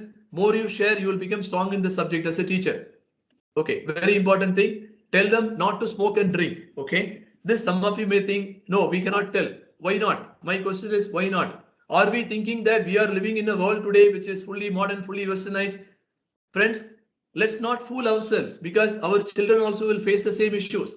If I am a smoker, then I should not tell my son or daughter you can't smoke. What moral right I have to say that I cannot smoke? I mean, my children should not smoke. However, if I don't smoke, I have got all the power and authority to tell my children you should not smoke, and I should explain why smoking is not good for them, why drinking is not good for them. Instead, they can use that money to support a few people in orphanages or old age homes. You should tell them how they can use that money. Do you know how much money it takes to sponsor a child in an orphanage or an elderly person in an old age home today? A very, very professionally run NGO, hardly 750 rupees per month. I think we need to educate our students to say, look, you are wasting few thousands every month, your father's money, right? You are not made that money. So can you use that money and support 3 4 orphans in a place that will transform their lives? Be proud of your institution. Be an ambassador of Jyoti Nivas College in the society or any other college you represent today. Okay. I hope you found the session useful. I am available to be an industry mentor. I am already coaching. I do FDP programs. I am doing a lot of sessions for students in schools, in engineering colleges, MBA institutions. If you are interested, I don't charge anything. I am willing to share my knowledge. Right? You can reach me on my mobile or WhatsApp. You can also connect with me on LinkedIn and Facebook. I hope you found the session useful. My hearty thanks to Surendra of ICT Academy for inviting me to share my thoughts. Thanks to the management of Jyoti Nivas College for this excellent opportunity. Special thanks to Ms. Harati and Mr. Michael for all the excellent coordination. I'm sorry, I think I have probably exceeded the time. So if you have any questions, I'll be more than happy to take the questions. Thank you, sir. Thank you so much. Due to the time constraint, we'll just be taking two questions right now. Sure. Remaining questions, the audience is of course free to send directly. First question: what are the skills the company looks for in a fresh graduate? Okay, see, I am currently recruiting MBA HR freshers. Okay, what I look for are the following things. Okay, I normally look at the academics. Okay, not because I am good in academics. Okay, of course that may have some correlation to that. Key thing is I look for the consistent performance across courses. 10th standard, 12th standard, graduation, PG. If somebody has got about 70, 80%, etc., suddenly one course has dipped, I want to know what really happened in that place. If the person says during 11th and 12th, I moved from my vernacular medium to English medium, or I got transferred from this place to that place, another place. So my school was new, so I was not able to cope up. I'm okay with that, right? But if somebody says that I did not bother to study well, I just took it lightly, I was roaming around with my friends, I'm sorry to say I will not hire that person. Because the reason is I am looking for people who are genuinely interested to work very hard to come up in life. That is how I have come up in my life. Of course, many people have helped me. So am I biased about I'm telling you right now, I'm recruiting people from all over the country. I'm recruiting people from Jharkhand, sitting in Bangalore. In my organization, currently we are working from home. I am searching for candidates from UP, from Jharkhand, from Assam. I want to create a diversified population in my team, utilizing the current work from home, looking for people who are willing to work very hard, who will value the money, right? If I will ask a question, how much pocket money your father gives?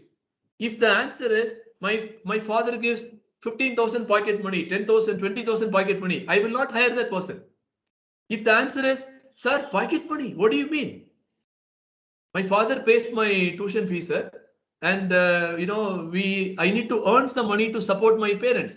I need that person because I know that person will be committed to reach my revenue targets for my organization. See, jobs are available in plenty. Let's be very clear. But are we coaching? I'm not against recruiting people who come from rich families. No, don't take me wrong. I want the right intention to work very hard. Otherwise, if somebody says my pocket money is 20,000 rupees, how do I, then my salary will become pocket money, right? That doesn't sound good for me.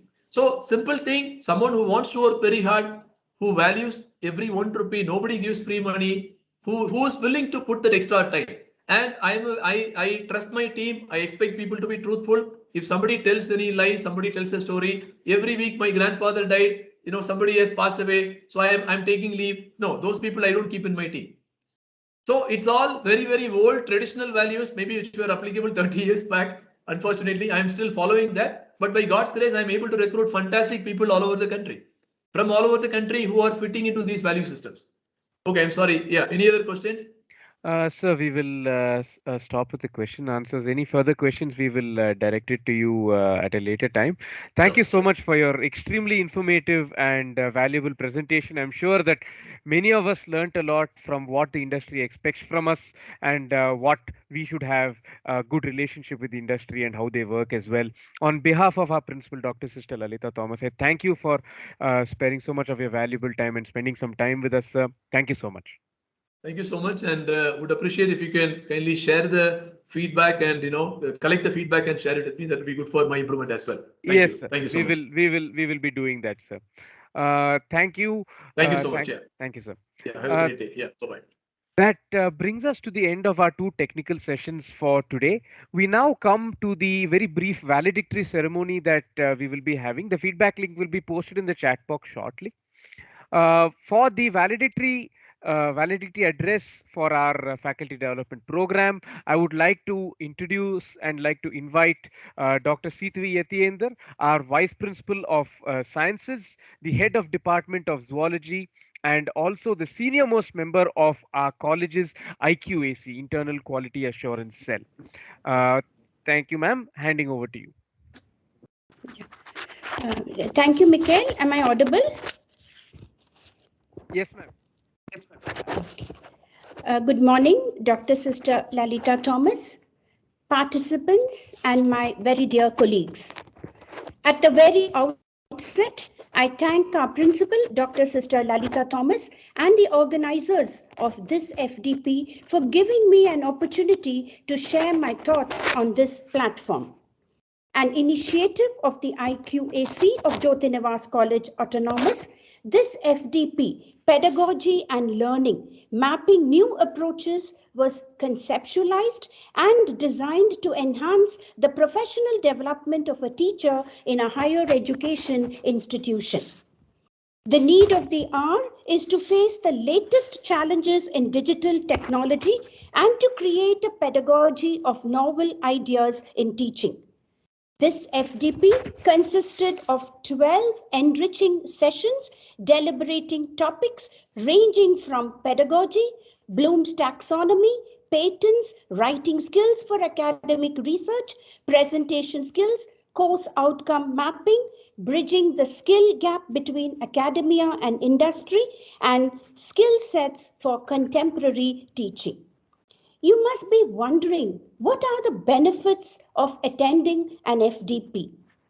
As teachers, it makes us aware of what we do and challenges us to continuously do better. As teachers, we should always strive to be self-reliant and update our skills to stay relevant to the changing times. The well-known three-legged stool of academic life for most of us is teaching, research, and service. And we believe that this covers all our main responsibilities as a teacher of a higher education institution. But is there a missing fourth leg to the stool? This fourth leg would add strength and stability to the stool. Yes, that missing leg is a faculty development program which plays a crucial role in the ongoing growth of teachers. This type of professional development program should not be an optional or an occasional activity. A regular and healthy participation in professional development programs should be an expectation for all of us as teachers. Regular reflection, exposure to new ideas and information, efforts we put in to make teaching learning process effective, enjoyable, and interactive should be an integral part for all of us. I am sure that this week-long FDP organized by the IQAC of Jyotinivas College under the dynamic leadership of our principal, Dr. Sister Lalita Thomas, has enriched us in key domains of teaching, assessing, research, professionalism, and will improve the educational environment, significantly enhancing the academic performance of all our learners at all levels. I thank all the resource persons who have shared their expertise. We at Jyotinivas wish to thank each one of you, dear participants, for connecting with us through this virtual platform. and pray that conditions would improve to see you all on our campus for similar programs. The untiring efforts of the FDP organizing committee and the technical team is much appreciated. Thank you, one and all. Thank you, C3 ma'am, for that wonderful roundup of the entire proceedings of the program. That brings us to the end, dear participants. Once again, on behalf of all of us, sorry, just 1 second. I'm extremely sorry. We have a mandatory feedback session that has to be taken from some of the participants. In this regard, first, I'd like to invite Mr. Thompson Thomas from to give his feedback for today's and all the sessions that we have had so far.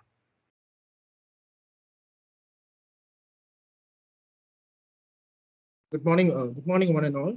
Respected Sister Lidla Thomas, respected Vice Principal, distinguished resource persons, and all the participants. First and foremost, I would like to thank Jyoti Nivas College, the adoptees of Jyoti Nivas College, for organizing such an enlightening and wonderful FTP.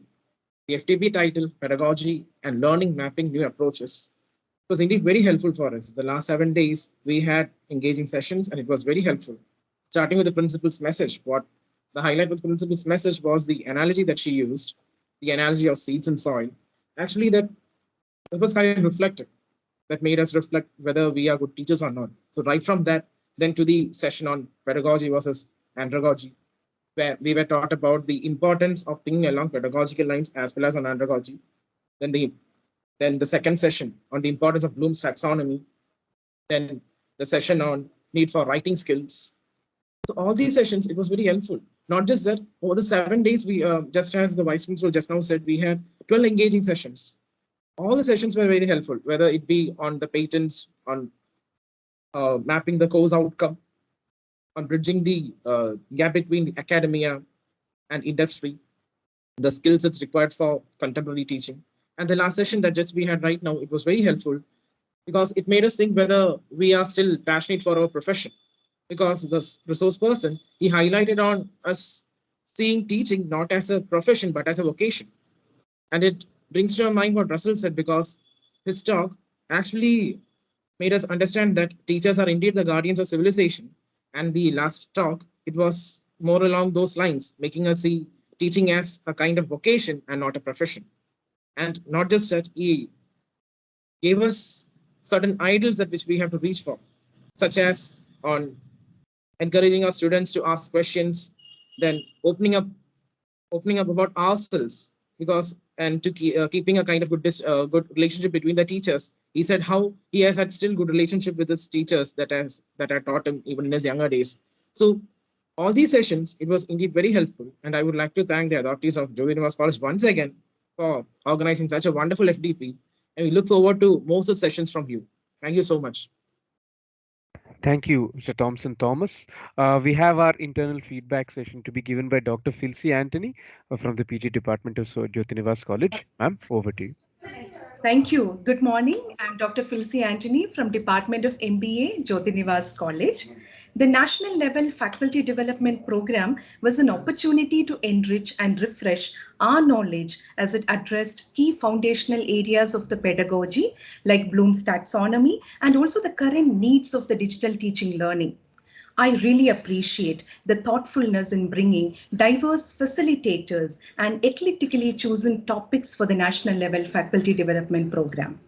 The global as well as the industry academia flavor, which was brought in by the facilitators, raises the bar for the national level faculty development program conducted by Jyotinivas College. I would like to thank the coordinators for their brilliant work. Thank you. Thank you, ma'am. Thank you for the feedback. Feedback is always an important step for us to constantly better ourselves.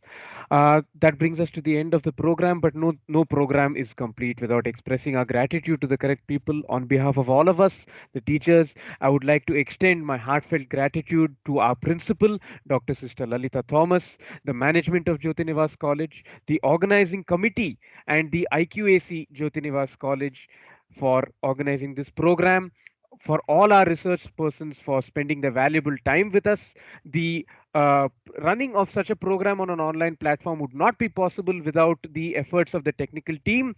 So I would like to extend my heartfelt thanks to Mr. Praveen, Mr. Basil, and Mr. Richard, who has always been there as an avid photographer for all our programs. I would like to also thank and extend my gratitude to all our participants from India and even from outside India. Just a small concluding notice, the feedback link, the final overall feedback link, will be shared with all of you tomorrow between 10 a.m. and 2 p.m. On filling this feedback link, your certificate will be auto generated. So please ensure that there are no mistakes when it comes to filling these. The feedback link will be sent only through the email ID. So please check your mail and spam folder. The YouTube links for the sessions that were held on all the days are available, and the session even for today will be made available very shortly. That brings us to the end. Thank you all so much for joining us, and we hope to see you all for more sessions in the future. This is us, Jyotinivas College, signing off. Thank you.